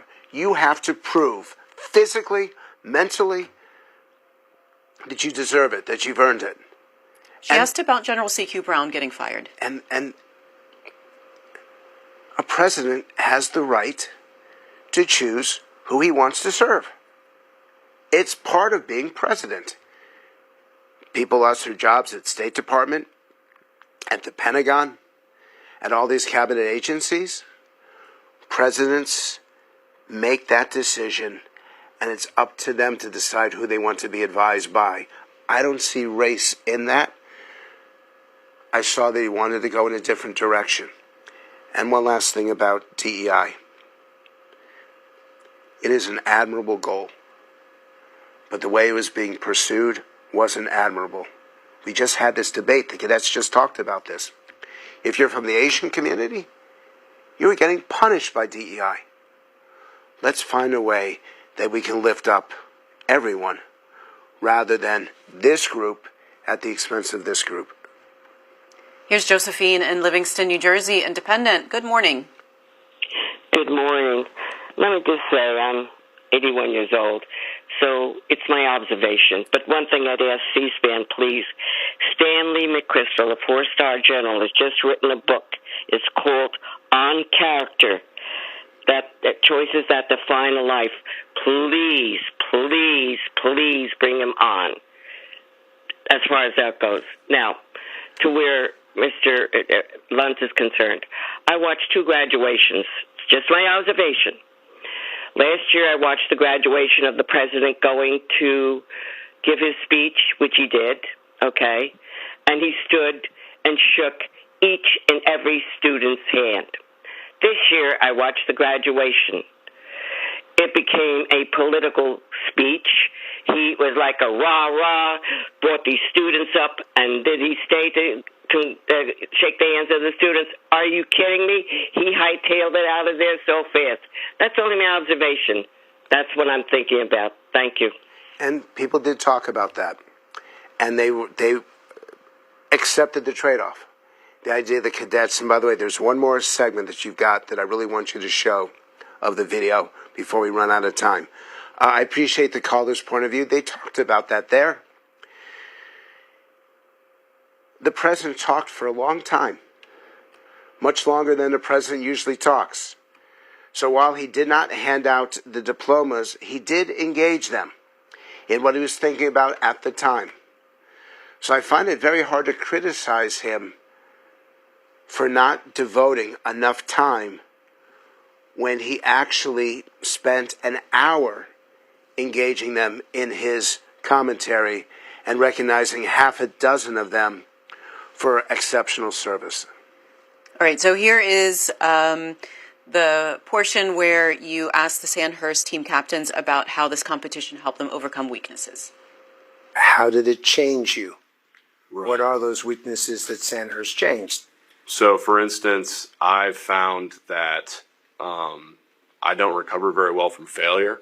I get very hyper-focused on tasks that if I underperform at, it hinders me, and I have a hard time recovering from that. Sandhurst has taught me that you can't stay there. You have to keep your head up and keep moving forward because there's plenty of competition left in front of you. So I think that really speaks to what we've been talking about a lot, just that resiliency piece. Sandhurst shows you that no matter what happens, you might take some hits. You got to keep your head up, keep moving forward. Sandhurst has made me a better problem solver under stress. There's mistakes I've made in years past that I think about when I train now so that I don't repeat those same mistakes. Maybe I missed a target. Maybe I shot 39 out of 40 on a stress soup. Well, I can't do that this year, but I especially can't do that on the battlefield. Like, what if I only shoot 39 soldiers out of 40? Well, what happens if I get hit or one of my buddies get hits? You have to remind yourself these things while you're training so you don't repeat the same mistakes. Go ahead. I was going to say another thing that kind of changed me was not to be afraid of suffering. I think the best moments in my life have been while I've been suffering the most, especially with your team. When you're suffering the most is when your team, people do dumb stuff and funny things. People will say something funny, and it's honestly, in that moment, it's the most hilarious thing in the world. And when you look back on it, it's still the most hilarious thing in the world. And that suffering is the only reason why that moment was so great. And so I think suffering really, it has such a negative connotation in regular society, but I think here is what brings us all together, and it's kind of what makes Sandhurst such an awesome thing that we come back for and want to do again. Tough, relentless, determined, unwilling to accept anything but the best, but perfection. And what does that do? That's what gives us an army that we're about to celebrate today. That's what has allowed us to celebrate the freedoms that we were granted 250 years ago. And the only thing that I'm afraid of, my greatest fear, is that we are lowering our expectations, that we are accepting average or mediocre. In the military? In life itself. And that's why the military still has the most credibility, still has the most support, has the most faith, trust, and confidence in. Because they're trying to be the best. How do you reach the conclusion that society as a whole is lowering its expectations? Because of all the focus groups I do. And it's so difficult now that I'm going to stop doing them shortly because it depresses me so much. People are so mean. You've had it on your phone calls before I came on, that they're looking to own people. To them, the best thing that they can do is get on the air in front of 1 million or 2 or 5 million people, whatever many are listening, and just damn the other side. We don't need to do that. We all have faults. None of us are perfect.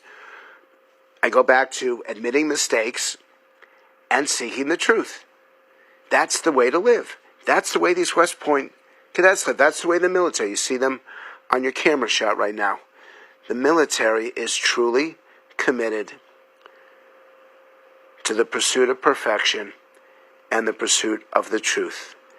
And I think that that's why they're exceptional and extraordinary. Will you be going to the parade today? So here's the issue. I have to go. I have to go. No, number one is I'll be emotional. I can't help it.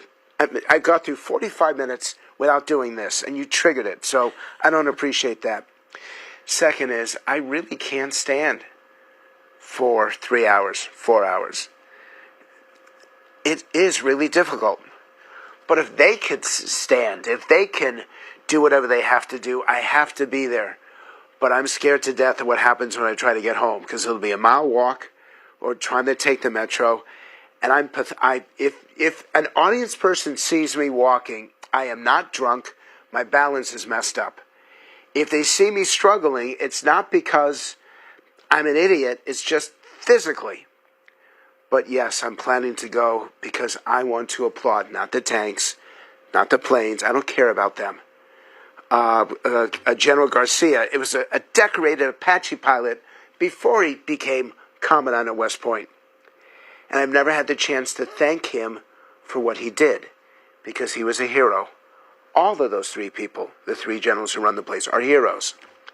So if they can do what they do in the grit, in the mud, in the dirt, in the being fired on, I can put up with a mile-long walk. So I'm just talking myself into it right now. Yes, I'm going to go.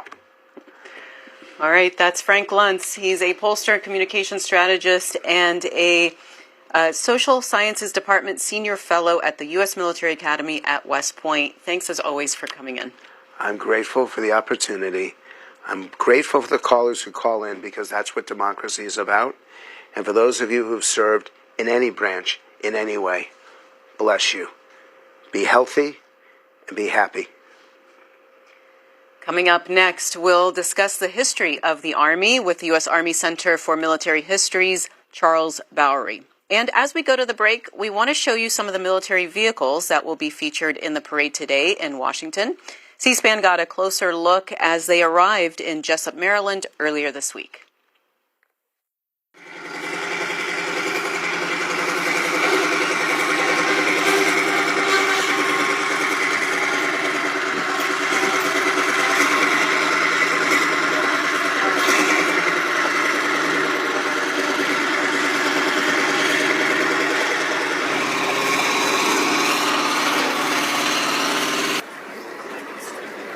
All right, good morning, everyone. Welcome as we download equipment from the U.S. Army's 3rd Armored Corps out of Fort Cavazos, Texas, here in Jessup, Maryland. What you're seeing here today is right behind me, courtesy of our amazing soldiers. We already were able to kind of start downloading some of the M1A2 System Enhancement Package version 3 Abrams main battle tanks. We still have 2 more to download, so you guys are going to be here for the downloading of the last 2 tanks that will be participating in the U.S. Army Birthday 250 Parade on 14 June. And then we're going to switch a couple of train cars around, and we're going to download the remaining Bradley fighting vehicles and the Paladins. So the Bradley fighting vehicles, so right behind me, the very first vehicle right there on the train, that is an M2A3 Bradley fighting vehicle, and then immediately behind it is a M109A7 Paladin 155mm self-propelled howitzer. What we brought from Fort Cavazos is 28 Abrams main battle tanks, 28 Bradley fighting vehicles, 6 Paladins, and 28 M1126 Stryker infantry carriers. Now, the Stryker infantry carriers, those are 8-wheel vehicles, and they were downloaded yesterday at the Benning CSX yard further south from here, and they were staged at Joint Base Andrews. But all the vehicles that are right here at Jessup, they're going to be put on commercial lowboy carriers in about 5-6 hours. And during the period of low traffic and period of darkness, that it does not impede traffic going in and out of Washington, D.C., we're going to start moving them into West Potomac Park, and it might take like several days. So what you're seeing right here, a couple other vehicles being downloaded. So we also brought some maintenance vehicles, some M88 recovery vehicles, basically our equivalent of giant wreckers, and also some other support vehicles as well. But overall, the train left on 2 June, approximately 2,000 miles of rail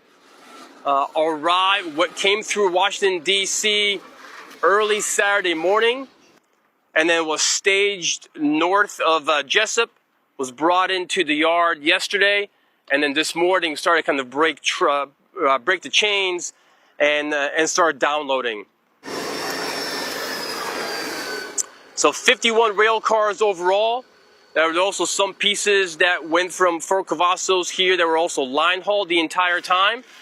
But yeah, we are one step closer to getting everything staged at West Potomac Park for the Army's 250th birthday.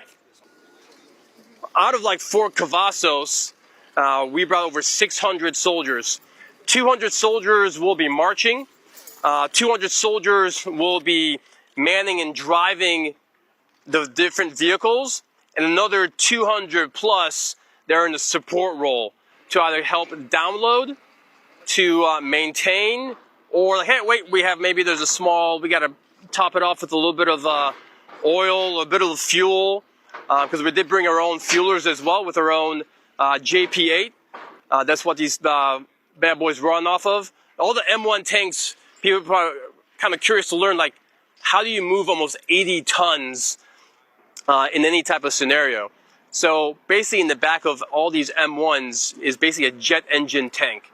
So when you hear them move, the way they sound, it's totally different. And the way the fuel smells is a little different. So we've taken several steps to mitigate impact on roads here in Washington, D.C. The very first thing started about 2 months ago when we started changing out every track pad on all the tracked vehicles. So being the Abrams main battle tank, the Bradley fighting vehicle, and the Paladin self-propelled howitzer. So that was like number one. Number two, we're going to be driving at 3 miles per hour. So that slow speed is also going to help. Then there is the formation. So column of 2 staggered. So it's going to be 4 Abrams, 4 Bradleys, 1 Paladin, and then 4 cargo trucks pulling artillery pieces. And then obviously we put down 1-inch steel plates at key turning points intersections. So with all that, track pads, 3 miles per hour, the formation, steel pads, that's going to help mitigate. And lastly, if you want to look right here, I'm like, the only thing you see is some of the rubber that was rubbed off on the asphalt here at the parking lot.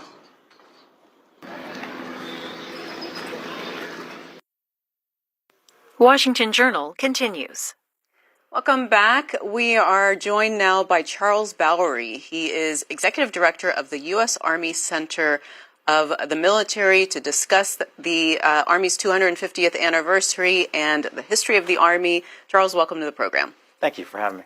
So tell us about the U.S. Army Center of Military History.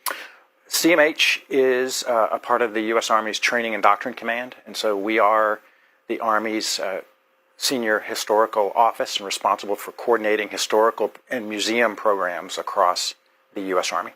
So you're the Army's senior historian then?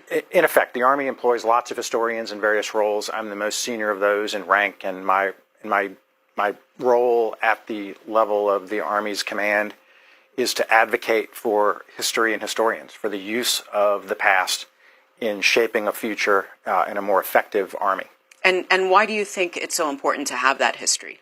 Well, it really comes down to context and perspective, doesn't it? And so historians ask questions about the past. They use the past both in its material culture and its records. And we see ourselves as historians, but also as staff officers. And we're responsible for supporting Army leaders in making decisions using the events of the past to reach better and more effective decisions and operations. But then also, I think we play a strong role in helping to develop and foster the Army's culture, which is a culture of resilience and a culture of serving something larger than yourself over time. And so we help soldiers of all ranks to learn about how their personal past and their personal path nests inside a large, enduring organization like the Army. So the Army was created 250 years ago. It was 1775. Tell us about what was happening in 1775 that led to the creation of the Army.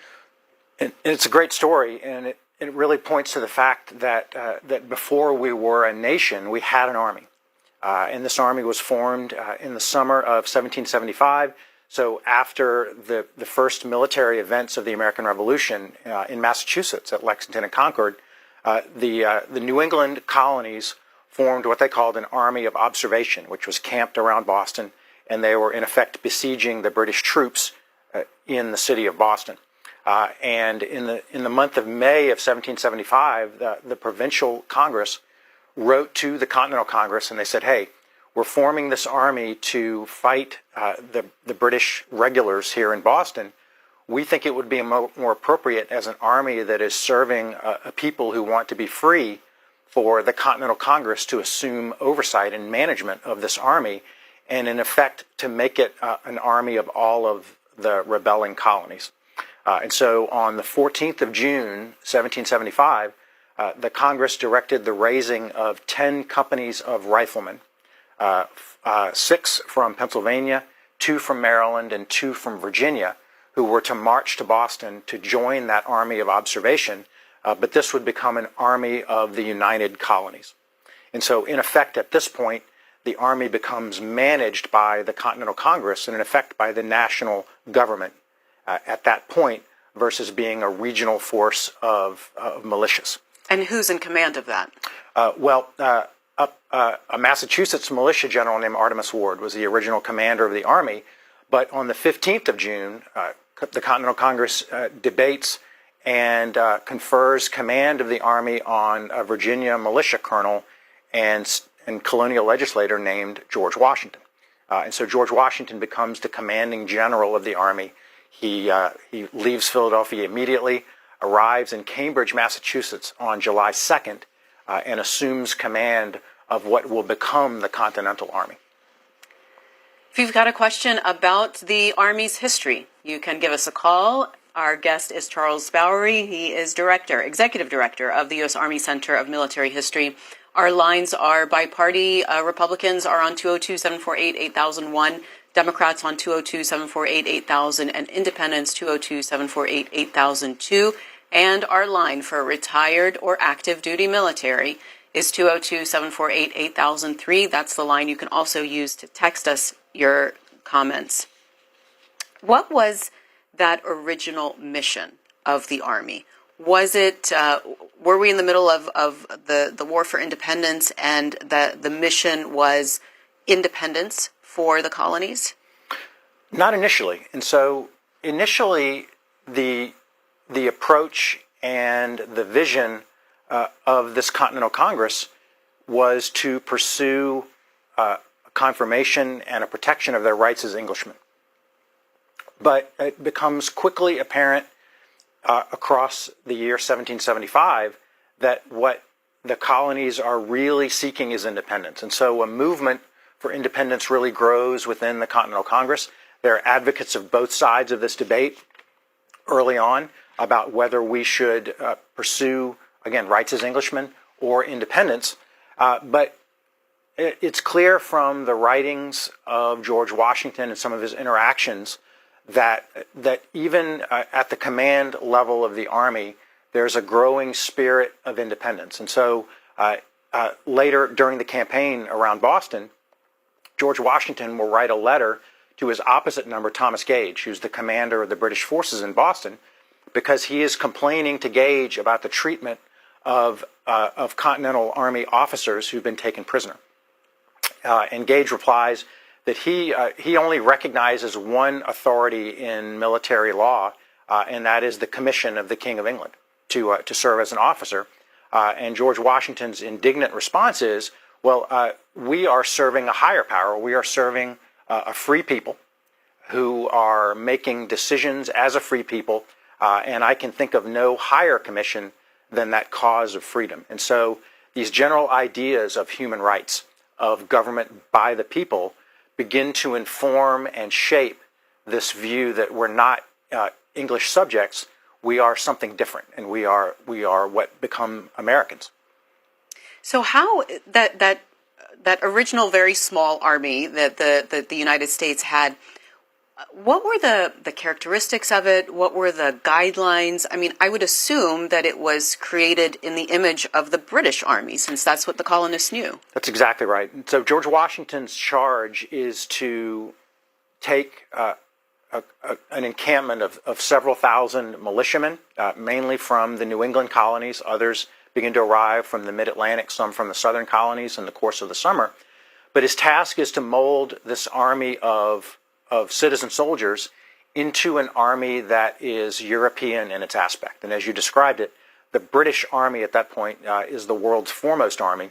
And so they're the model. So 18th century military science means that you have an army that is uniformly, it is equipped, it is trained to execute the battlefield tactics of the day, to conduct siege operations, to use artillery. All of these techniques of military science are not really in the spirit or in the background of militia soldiers, and so he's got to meet the army where it is, which is a group of citizen soldiers. But he's also got to impress on them the need for things like military discipline, or hygiene, or good order and discipline, applying military law to an encampment. And so he spends the summer forming this army into units, and so that means you're going to select officers, and you're going to commission officers at various ranks, but you're also going to undergo training, discipline to maneuver about on the battlefield as units of soldiers. He's going to create uniforms, badges of rank, insignia, things that give the army the ability to command and employ itself, but then also begin to give soldiers a sense of what they belong to in this army that comes to represent the new United States. And so when declaration is, or when independence is declared in the summer of 1776, we move from a continental army to what becomes the United States Army, in a direct lineage from that day. Fast forwarding through American history to World War I and World War II, what impact did those two wars have on the way the Army operates? It was really a sea change in the way Americans thought about an army. And I want to go back to that period of 1775, the colonial period. One of the issues that Washington and the commanders and Congress had to deal with was a distinct distrust in standing armies. And so people in the 18th century viewed a standing army as a tool of repression. They were employed. Why would they think that? Because they were employed by a monarch, generally in an imperial context, in a divine right monarchy, in a centralized government, to maintain order. And so an army was a part in keeping people in their station in life. And so you were drafted into the army without your consent. You were dragooned. You served in the army, again, at the pleasure of the king. That was not voluntary service. And so an army, a standing army, was perceived widely in the world really as a tool of a despot. And so Washington has to account for this in the spirit of the people who are serving in this army of the new United States as free people. They have volunteered to serve. And so this distrust of standing armies is really prevalent in the American conversation throughout the 18th and into the 19th century. And so by the turn of the 20th century, the U.S. Army is still a very small, mainly constabulary force. It's been employed in small units, mainly in the American West. But its role is internal to the United States and not external on the world stage.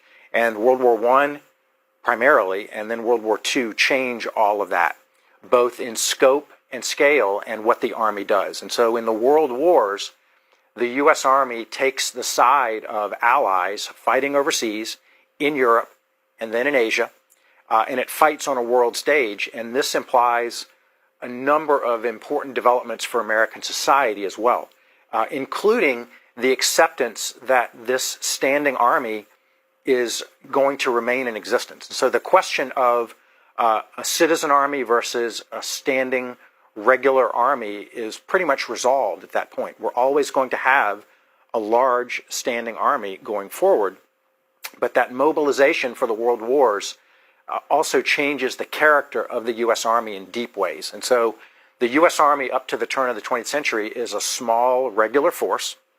It's supported, but the militias, the citizen soldiers who become our current Army National Guard, really are organizations of the state. They are organs of individual states and territories, and they don't really have the deep link and relationship that those forces have to the U.S. Army of today.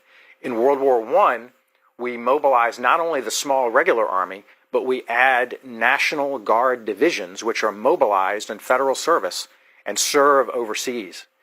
We also then add a third component to the Army in this so-called National Army. And so the World War I was our first national experience with a really widespread draft. There had been conscription in the Civil War, but in World War I, that is conducted on a national scale, and these soldiers who are drafted form what are called National Army divisions. That National Army of federalized draftees becomes today the third component of the modern U.S. Army, the U.S. Army Reserve. And so out of this experience of World War I and World War II, we have what we call today the total army of a regular army, the Army National Guard, and the Army Reserve, which all perform very specific, carefully orchestrated roles in a total army. But the world wars also engendered deep changes in how American society relates to its military forces, both in terms of the mobilization, the growing roles for women in military activities, but then also military service as an incubator of social change. I want to talk about that, but how large is the total Army if you account for active duty, reserve, and guard? The total Army today stands at around 1 million people, and that is really a mix of full-time regular Army soldiers, National Guardsmen who serve in their states, Army Reservists who serve in their communities, but then also a significant core of civilian employees, Army civilian employees, who support the Army in every way and aspect. Everywhere the Army is, civilian employees, members of the Army team, support those operations. And so it remains today a large institution. And that is the largest of the services. It is the largest of the services, and it really on this 250th anniversary, it's important to think about the ways in which the U.S. Army of all of the services is really the most deeply embedded in our society.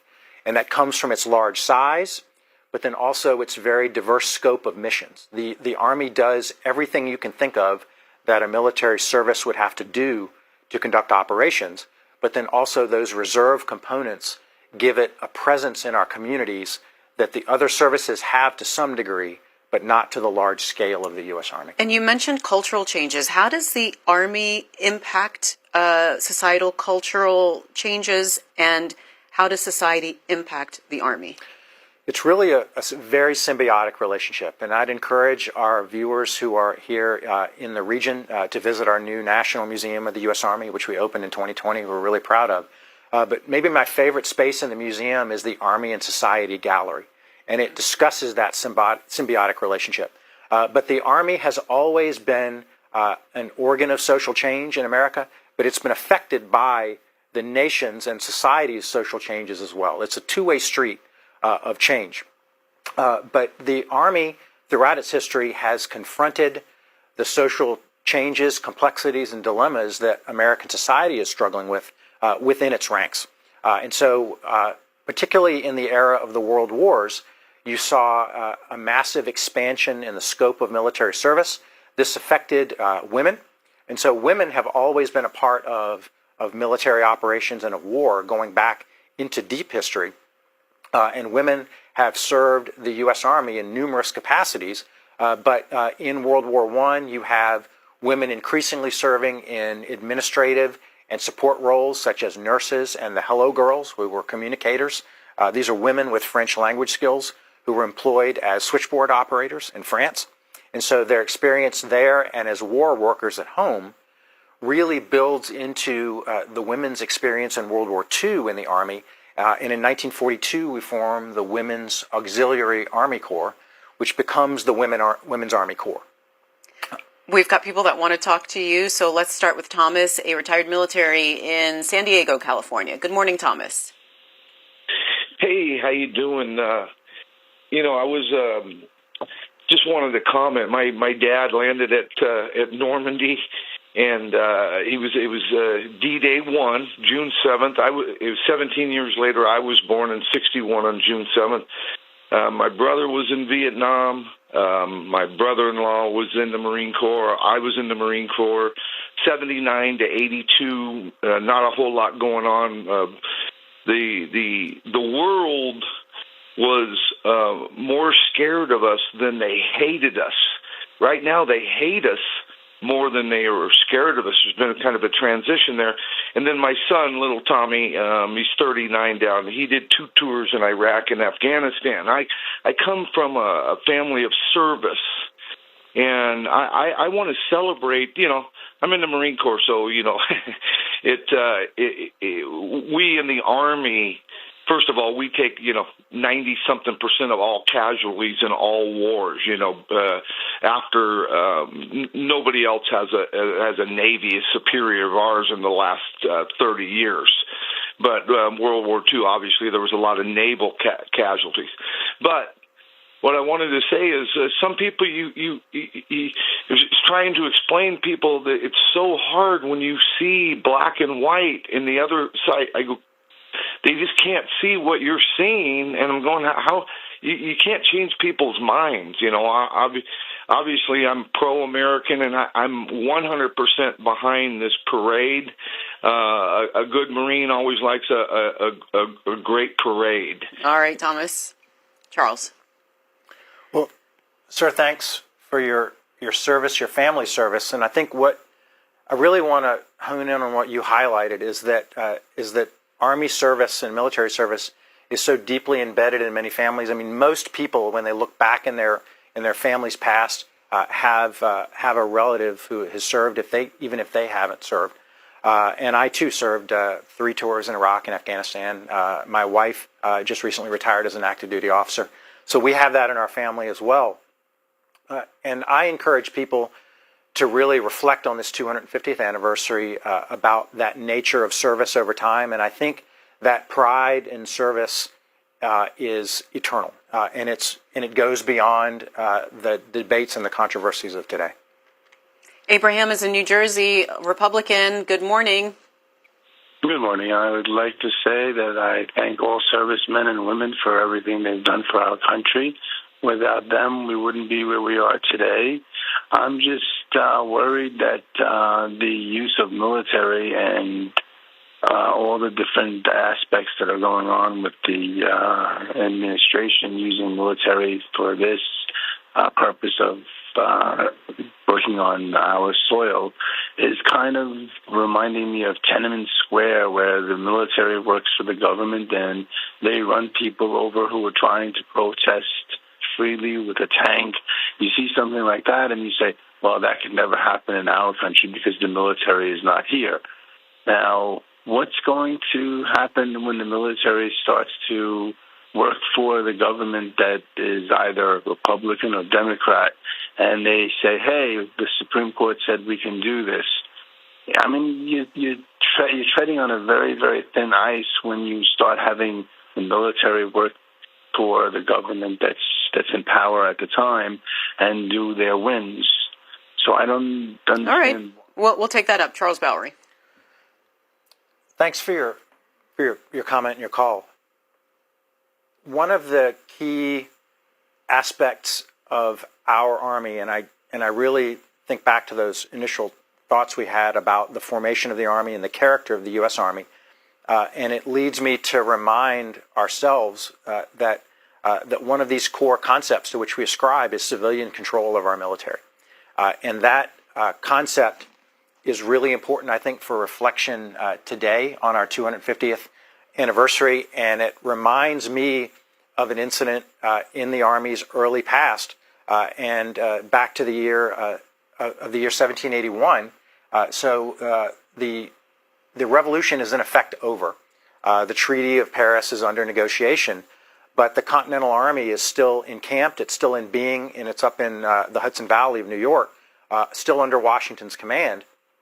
And a group of officers has decided at that time that they are going to begin to agitate for payment of their pensions. They're worried that the Continental Congress will not pay them the pensions that they had been guaranteed for their service. And so there are discussions throughout this camp about a revolt, about officers banding together and moving on Congress to address Congress to petition them to pay these pensions. And this is a really dangerous moment in this experiment. And George Washington learns of this. He gathers the Army officers, all the Army's officer corps together in a meeting hall there in New Windsor, New York. And he harangues them about this concept of civilian control of the military and the danger in vacating their ideals that they fought and bled and died for these many years. And he's worried that this has had no effect. And he's worried because there's silence in the room and it's really uncomfortable. And he decides to read a letter that a member of Congress had written him about this situation. And he takes out his spectacles and he puts them on and he says, "You'll forgive me, gentlemen, but I've grown poor and unhealthy in the service of my country, but I've also grown blind." And he puts on his glasses, and by some accounts, there was an audible gasp in the room when these officers thought about the implications of disregarding this oath. And so what was called the Newburgh Conspiracy at this moment melted away. And we've never encountered the like again, but it reminds all of us on this 250th that civilian control of the military is critical. And if American citizens wish to engage in this discourse, their way is to exercise their rights as free citizens, to petition their elected representatives, to express their concerns, and then those things turn into our military policies that our Army today supports and defends as they always have. And peaceful protests. Absolutely. You mentioned pensions. How was that very first Army funded? Where did the money come from? It's a great question. The money came from a mix of sources from the Continental Congress, which had a really, really limited ability to levy taxes early on to appropriate money for the Army. But it mainly came from the largesse of the colonies and the colonial assemblies. And so this was essentially a handshake agreement between the colonies and the Continental Congress that they would fund the Army's needs in terms of supplies and pay for soldiers. But this system rapidly runs out of steam, and really by the year 1778, the Continental Congress is bankrupt. The Army has no resources, and really the only thing that is keeping this entire enterprise afloat at this point are our allies. And I'm talking mainly about France and Spain, who begin to float the new rebelling nation enormous loans and significant amounts of military supplies and cargo. But these enable the Congress to get through this rough patch and to begin to levy taxes, to levy requirements on the colonies, but then to begin to sustain the Army. And so in this initial period, it's really a compact of the colonial governments, and they mainly supply and fund their own units. And so the colonies are raising units that serve in the Continental Army. These are regiments that are named from the state line. So it's the 1st Connecticut Regiment or the 3rd Virginia Regiment. And so the colonies will generally fund their own units. And they'll also fund their militias when they are mobilized by the Continental Congress for service with the Continental Army. Alonzo is retired military in Tampa, Florida. Alonzo, you're on with Charles Bowery, the Army's historian. Hey, good morning, sir. Good morning, C-SPAN. I always appreciate you guys. I'm calling because I'm a retired Marine, okay, and I'm a African-American Marine on top of that. And during my service and my history, my question is, during World War II, there were no black officers during the D-Day invasions. But there were a lot of black soldiers and sailors. The black sailors in the Army were relegated to the supply. They were relegated to providing cooks. That's kind of the idea. Then when the guns were taken out, my uncle was moved to gun emplacement from the supply area, and he had to take it over. But when he got back to the United States, he and my father, who participated in the Big Red One transporting supplies through the enemy lines, okay, they weren't given any ability to participate in the GI Bill. When they came back home, they weren't allowed to do any of that. Okay, so during the military, my service, every time you're in the military, excuse me, you have to take a test. You have to score high. You have to compete at a high level. So the fact that this whole DEI of lowering standards for African Americans or women is untrue. Okay, there's no way that you can get promoted if you do not pass these standardized testing. That is true. And so this historian should tell the history of that. There were times when we... Let's get that, Alonzo. Go ahead, Charles. So, Alonzo, thanks for your call. A topic that I think is important, and we continue to discuss. And it leads me back to the point that I'm a soldier. I've served in and around the Army my entire adult life, and I am a passionate believer that the Army brings out the best in all of its people, and that we are an organization that is focused on merit, skill, and pride. But Alonzo's correct. And as we talked about the Army as an incubator and a reflector of social changes, the role of African Americans in the military underwent significant change, as he described, in the period of the World Wars. And many of these obstacles to service for African Americans are deeply rooted in the era of slavery. They're rooted in racist ideas of black incapacity to serve in combat roles, to lead other people. And so this process was a process of African Americans themselves fighting for their own advancement, serving their country at the same moment as the country itself does not reward or recognize or acknowledge their service. And so this double V campaign that African Americans came to speak of in World War II was really a campaign against our enemies overseas, but against racism at home and segregation at home. And so the Army has its own really interesting path, along with all of the services, toward greater integration and greater opportunities for the service of African Americans, and that includes representation in the leadership ranks of the military services. And today we see African American leaders in ever increasing numbers in our Army, and I'm a firm believer that although this is an ever unfinished process of ensuring that we offer equal opportunities to serve to everyone who wants to serve. We know that this is a challenge with deep historical roots, and so the Army is always on the lookout to maintain its ability to offer service and to raise people up who wish to serve and demonstrate those skills. There are reports of the administration trying to remove references to the contributions of African American soldiers on military websites. Has that happened with your website? What do you know about that? Well, what I know is that we at CMH are the stewards of the Army's past, and that past includes all of these stories. It includes all of these people, and our products, our published products, our websites, our social media accounts, our museums. They discuss these dynamics, these issues, these challenges, and the service of all Americans in their Army. And so I'm very confident that although the Army has continued to comply with orders and policy as regards to its activities, those activities do not erase our past. It's one thing to change words on a site.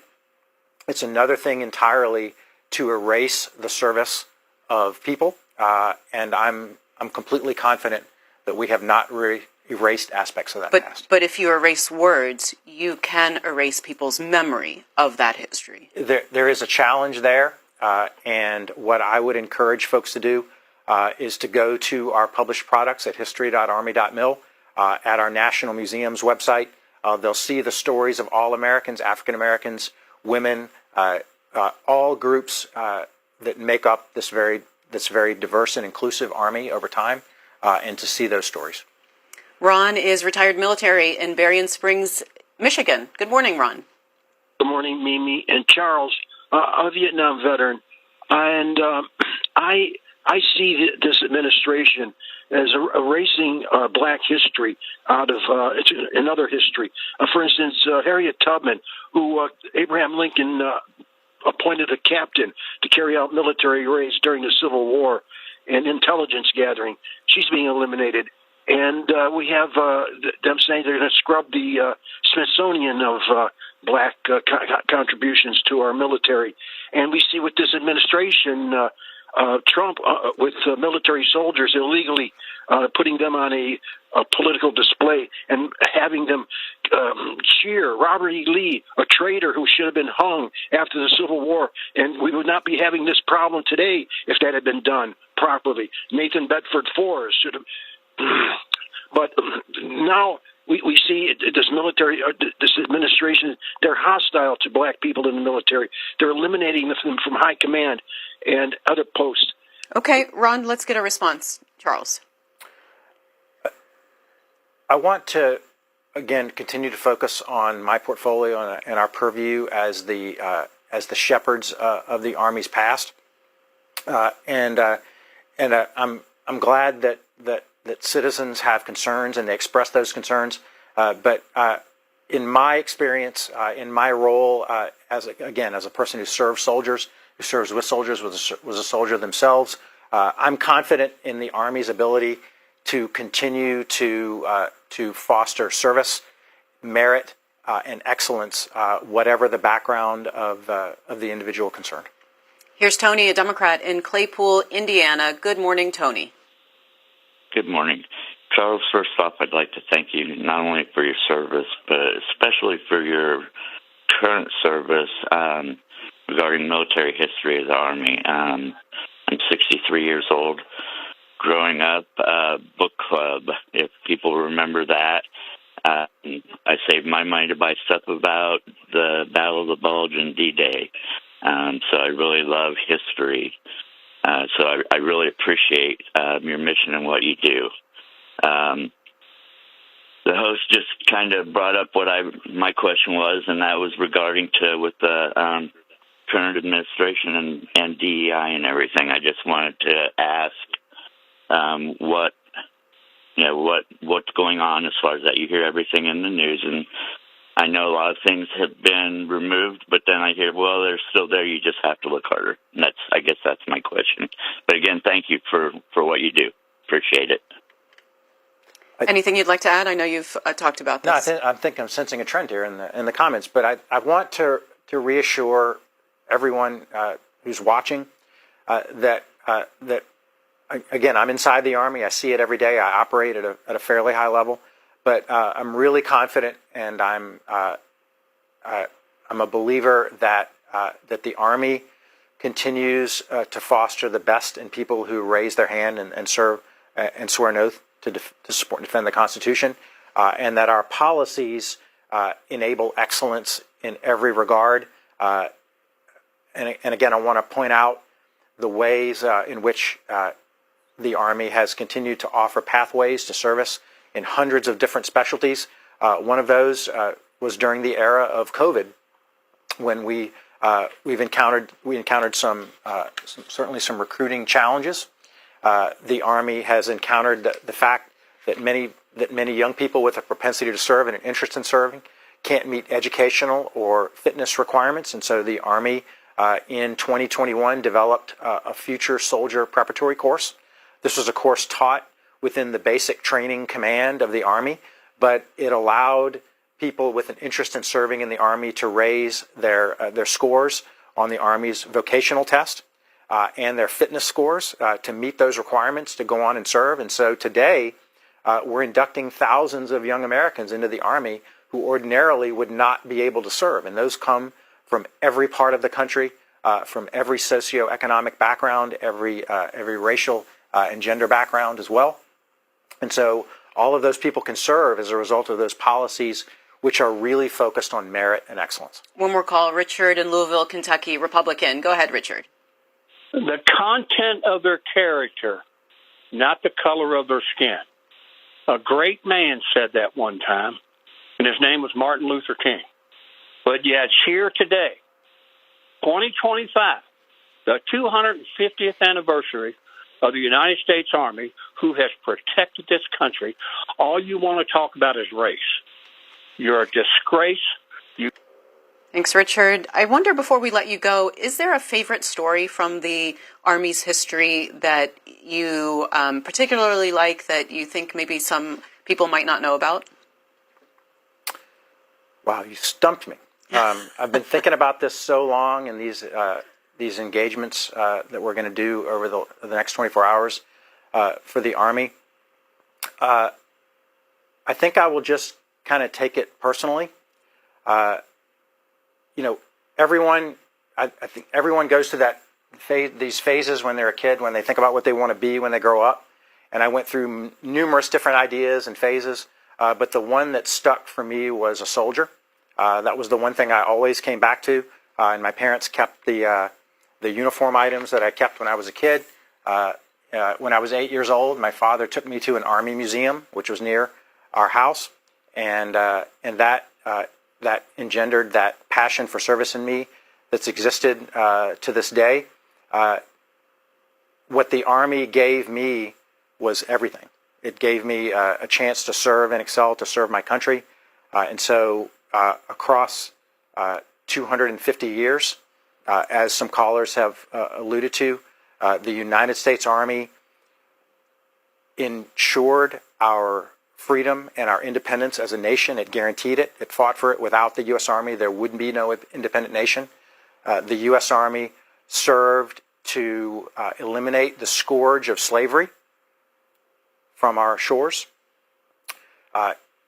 In the 20th century, the U.S. Army has fought and died to free millions from Nazi tyranny, from fascism, from imperialism in Europe and Asia. And the Army continues to serve at home and overseas, protecting Americans in the wake of natural disasters. And so across the Army's past, all of these modes of service and these settings point to an institution that is, again, older than the nation itself, and of which we are incredibly proud. All right, that's Charles Bowery, Executive Director of the U.S. Army Center of Military History. He's also a retired colonel in the U.S. Army. The website is history.army.mil. Thanks so much for joining us. Thank you, Mimi. Coming up, it's open forum. You could start calling in now. Here are the numbers. Republicans, 202-748-8000. Democrats, 202-748. Republicans are on 8001, Democrats are on 8000, and Independents 202-748-8002. We'll be right back.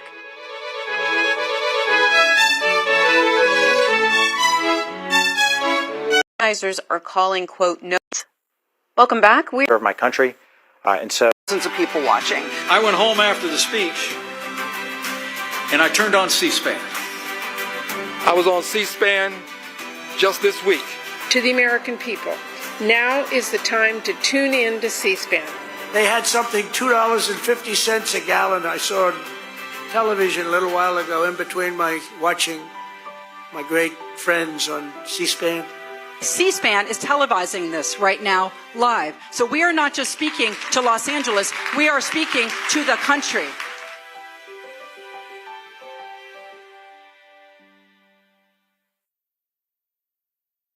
Washington Journal continues. Welcome back. We are in open forum, and as you know, the U.S. Army is marking its 250th anniversary. There's going to be a parade near the National Mall in Washington, D.C., featuring Army equipment, flyovers, and nearly 7,000 soldiers in uniforms from past and present. C-SPAN's live coverage begins at 6 p.m. Eastern with a look at the Army's history, along with sights and sounds from key points around the parade route.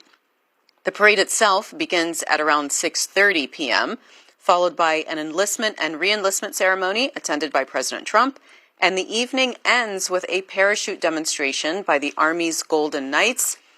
There'll be a concert and fireworks. That starts at 6 p.m. today. You can see that on our app and online. Also, earlier than that, so this afternoon at 1, Representative Jamie Raskin, American Federation of Teachers President Randy Weingarten, and others will speak at a rally in Philadelphia, protesting President Trump and his administration. That rally is part of a nationwide protest, which organizers are calling, quote, No King's Day. That coincides with President Trump's military parade in D.C., and that starts at 1 p.m. Eastern on C-SPAN. That is also on our website and online, on our app. And we'll go to your calls now to Tony in South Dakota, Democrat. Hi, Tony. Hi. Ma'am, is Charles Bowery still there? No, I'm sorry. He's left. But what did you want to say? Well, I want to tell Charles, why wasn't Vietnam? The Army was all around us. I was in the Marine Corps.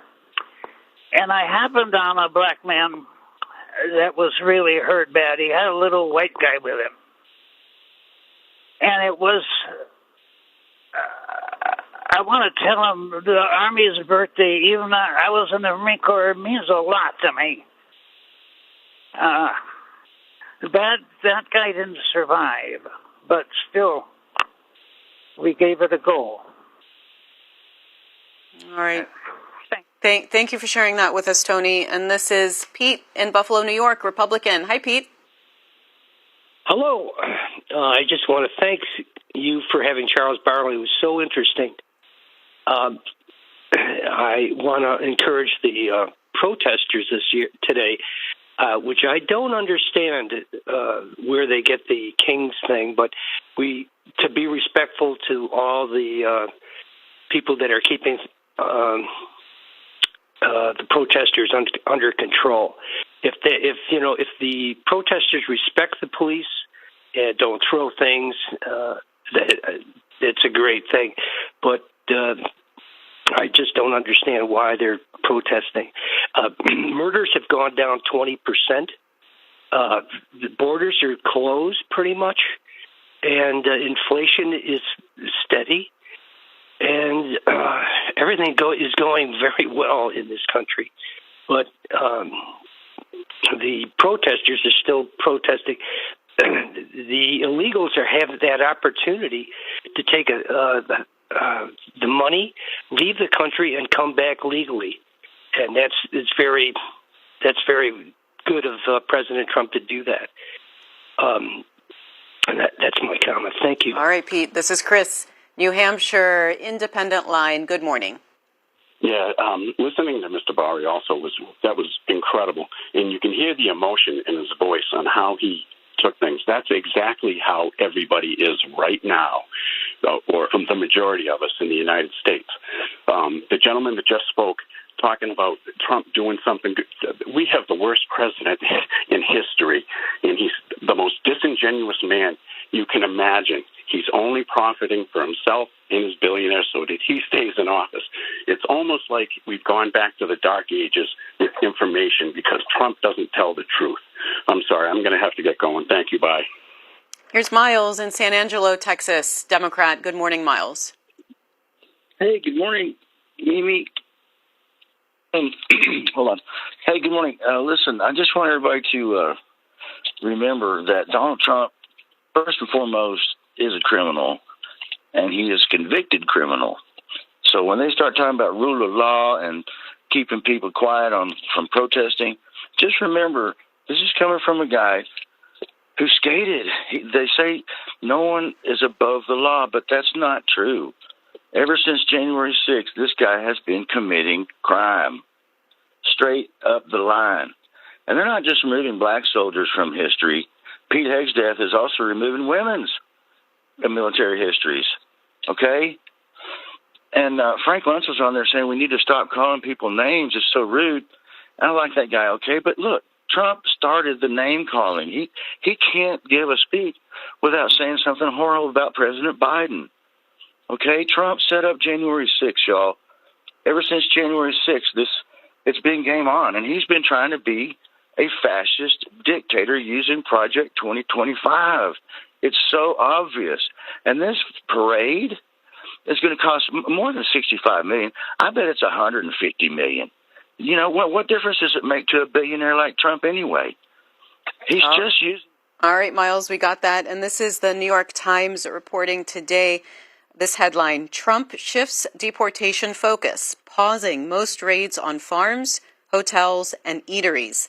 The abrupt pivot on an issue at the heart of Mr. Trump's presidency suggested his broad immigration crackdown was hurting industries and constituencies he does not want to lose. That's at the New York Times if you'd like to read that. This is Diane in Albany, New York, Republican. Hi, I just wanted to say I was born in 1939, and I do appreciate all that our Army does for the U.S. Being born in 39, we always were tuned in the mornings of the early 40s for our fireside chats. I really feel that we do not hear enough about what our Army does, and I do appreciate the service. Diane, do you have any memories of World War II, or were you too young?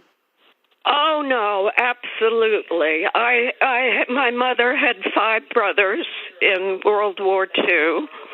My father had 3, and then there were also numerous cousins. So I have great memories of my aunt making cookies by the batches and putting them in big cans and sending them to all of my uncles.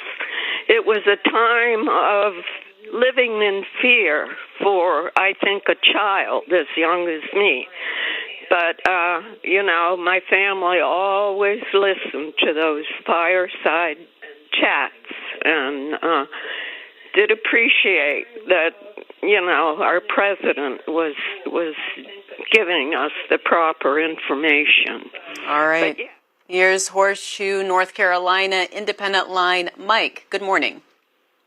Hello. Thank you for taking my call. I'm not going to talk smack about anybody at this time. I just think the parade is, I think it's a good thing. The last military parade we had was 24 years ago, 91, celebrate the end of the Gulf War.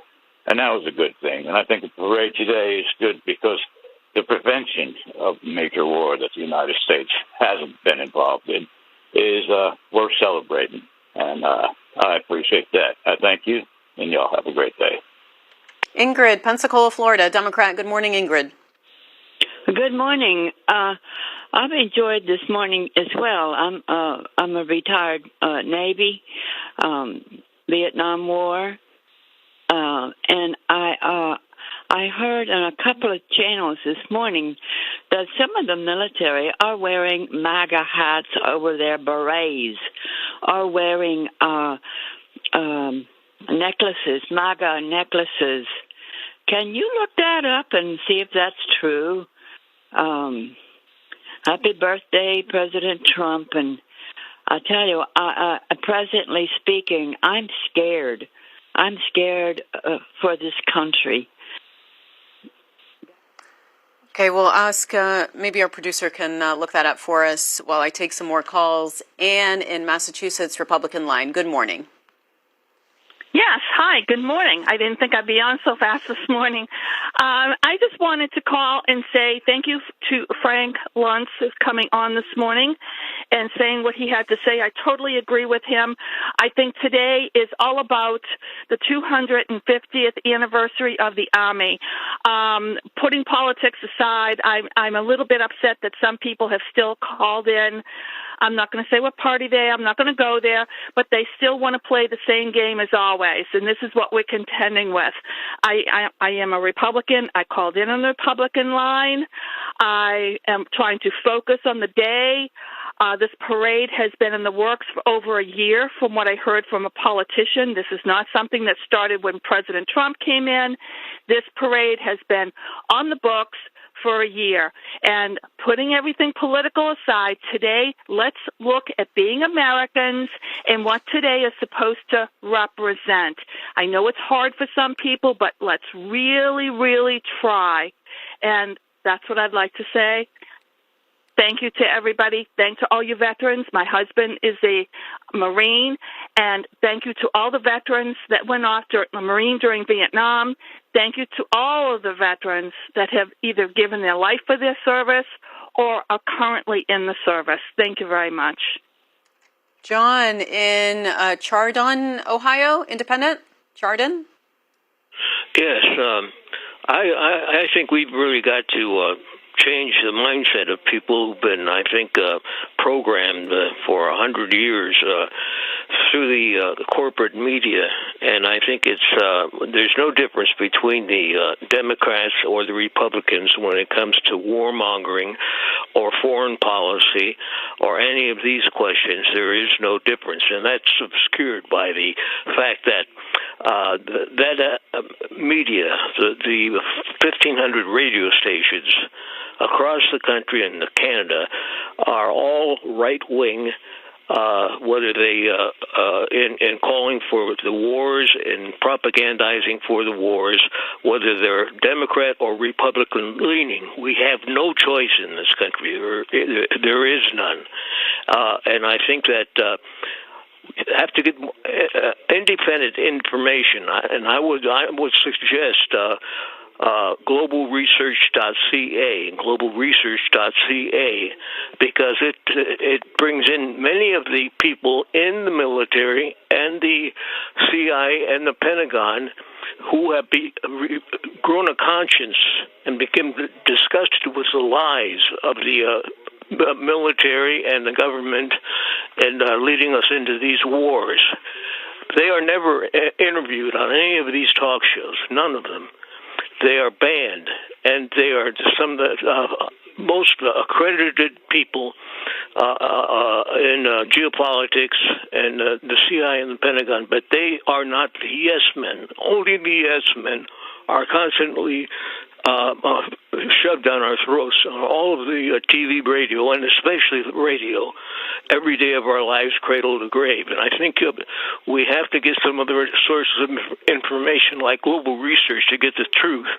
And some of the things that we're not being told is that the United States supported Hitler and the Nazis during in the build-up towards World War II, because the big power structures in the United States had the same ideology of rabid anti-communism as the Nazis did. The first people that were sent to the death camps were the communists and the socialists, the liberals and the leftists. All of the bête noirs of present-day media and showing the total sharing of the same ideology. Even before the Jews were sent to the Holocaust, the left, the Democrats, the communists, socialists, liberals, and leftists were sent there. And I think this is one of the things that have been completely redacted from people's understanding. Got it, John. And I've got this article here from military.com with the headline, Army officials pushed back on pop-up MAGA shop ahead of Fort Bragg Trump speech. It says, ahead of President Trump's rally-style appearance at Fort Bragg, North Carolina, Army officials raised alarms over a vendor planning to sell Trump-branded merchandise on site. They feared selling the merchandise could undermine the military's carefully maintained image of political neutrality, according to two officials. But on Tuesday, the vendor, 365 campaign, was on the Army base anyway, and soldiers purchased clothing and items like Make America Great Again chain necklaces and faux credit cards labeled, quote, white privilege card, Trump's everything. That's at military.com if you'd like to find out more about that. That's in response to the caller that asked about MAGA hats. That's what we were able to find. Here is Natalie in Florida, Democrat. Good morning, Natalie. Hello. Hi, go right ahead. My name is Natalie.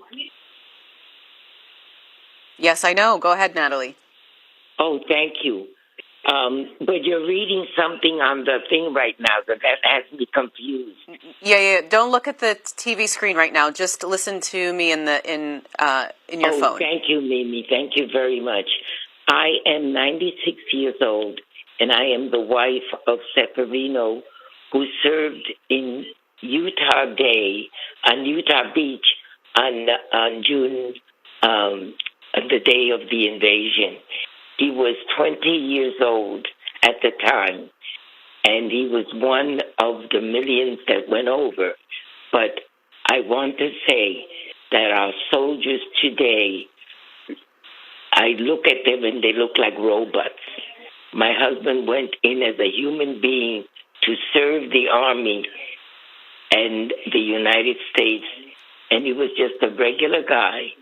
And these guys that I saw now graduating from West Point, I was just alarmed in the way they speak.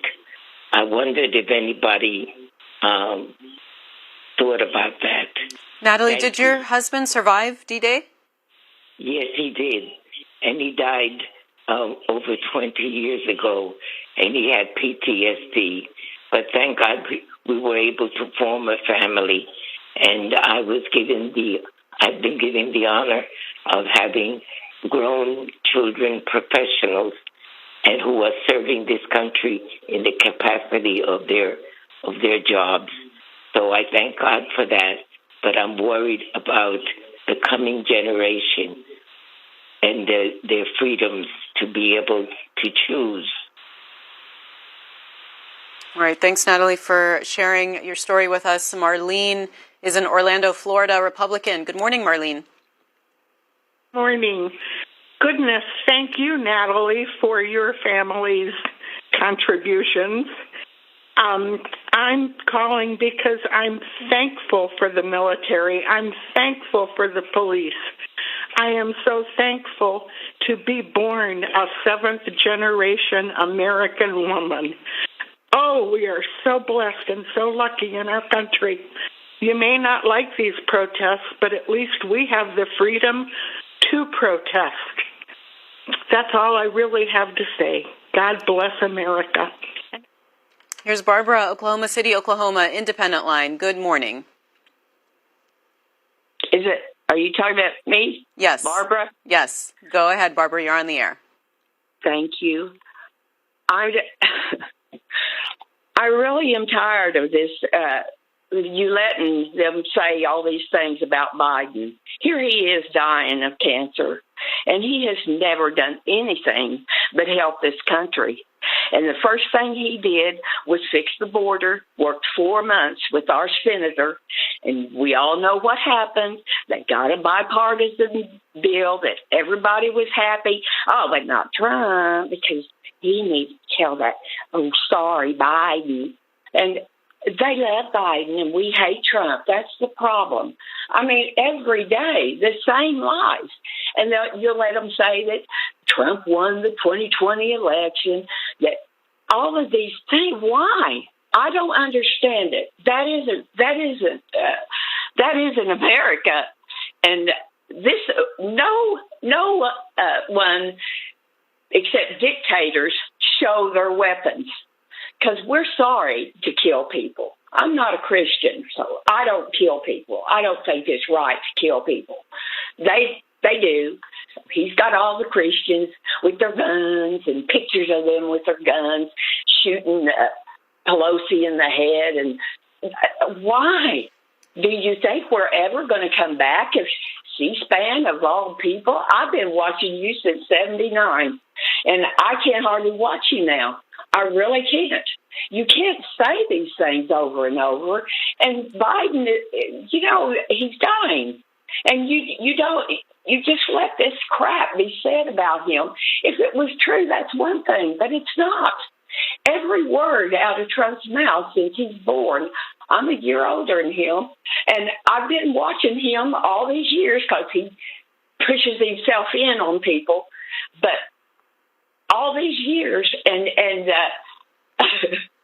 I just can't believe this. You all have just supported him in every hateful, fearful, vengeful, violent thing he wants to do. Well, Barbara, we let everybody have their say, and then people have to decide what they believe or not. Here is Earl, Canton, Georgia, Democrat. Good morning, Earl. Yeah, good morning. I was in the military, drafted in 1969, June of 1969, and I stayed my 2 years and got out. But anyway, that being said, I didn't go to the jungle. It was Nixon's draft, and I didn't go to the jungle, thank God. I got sent to Europe. But what I called about was this, who's provoking who out there in L.A. I mean, it looks to me like the protesters are being provoked overwhelmingly by the police officers or the FBI, whoever they are.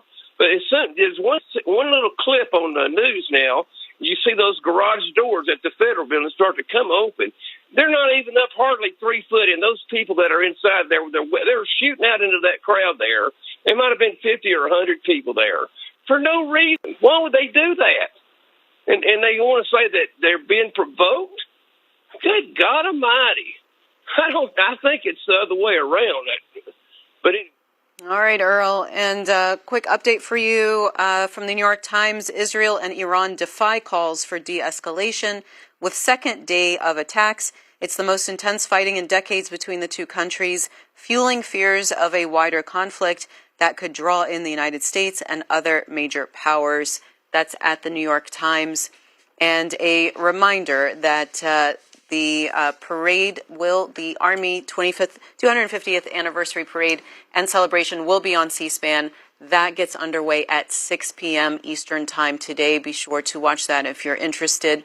And that's it for today's show. We will be back again tomorrow morning at 7 a.m. Eastern. Have a great weekend. Thanks for watching, and happy Father's Day for tomorrow.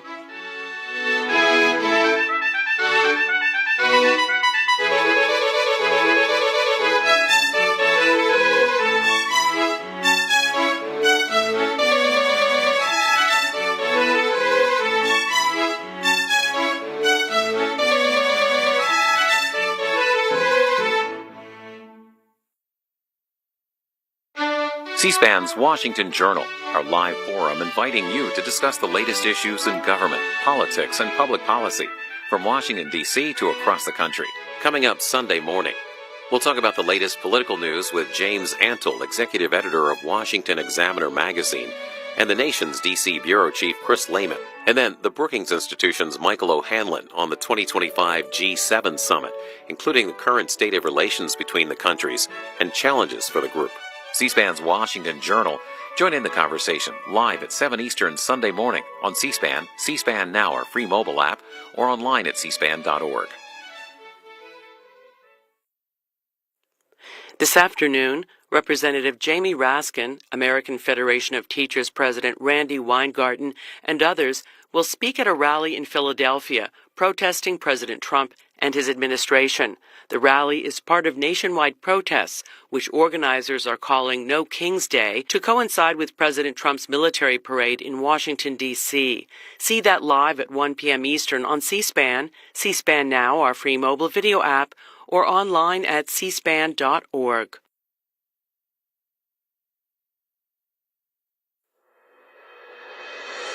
Experience democracy in action with C-SPAN's Voices, where we hear directly from you. We want to know, what are your thoughts on the upcoming military parade in Washington, D.C.? I think it's hopefully the start of a great tradition. 250th anniversary of the founding of the United States.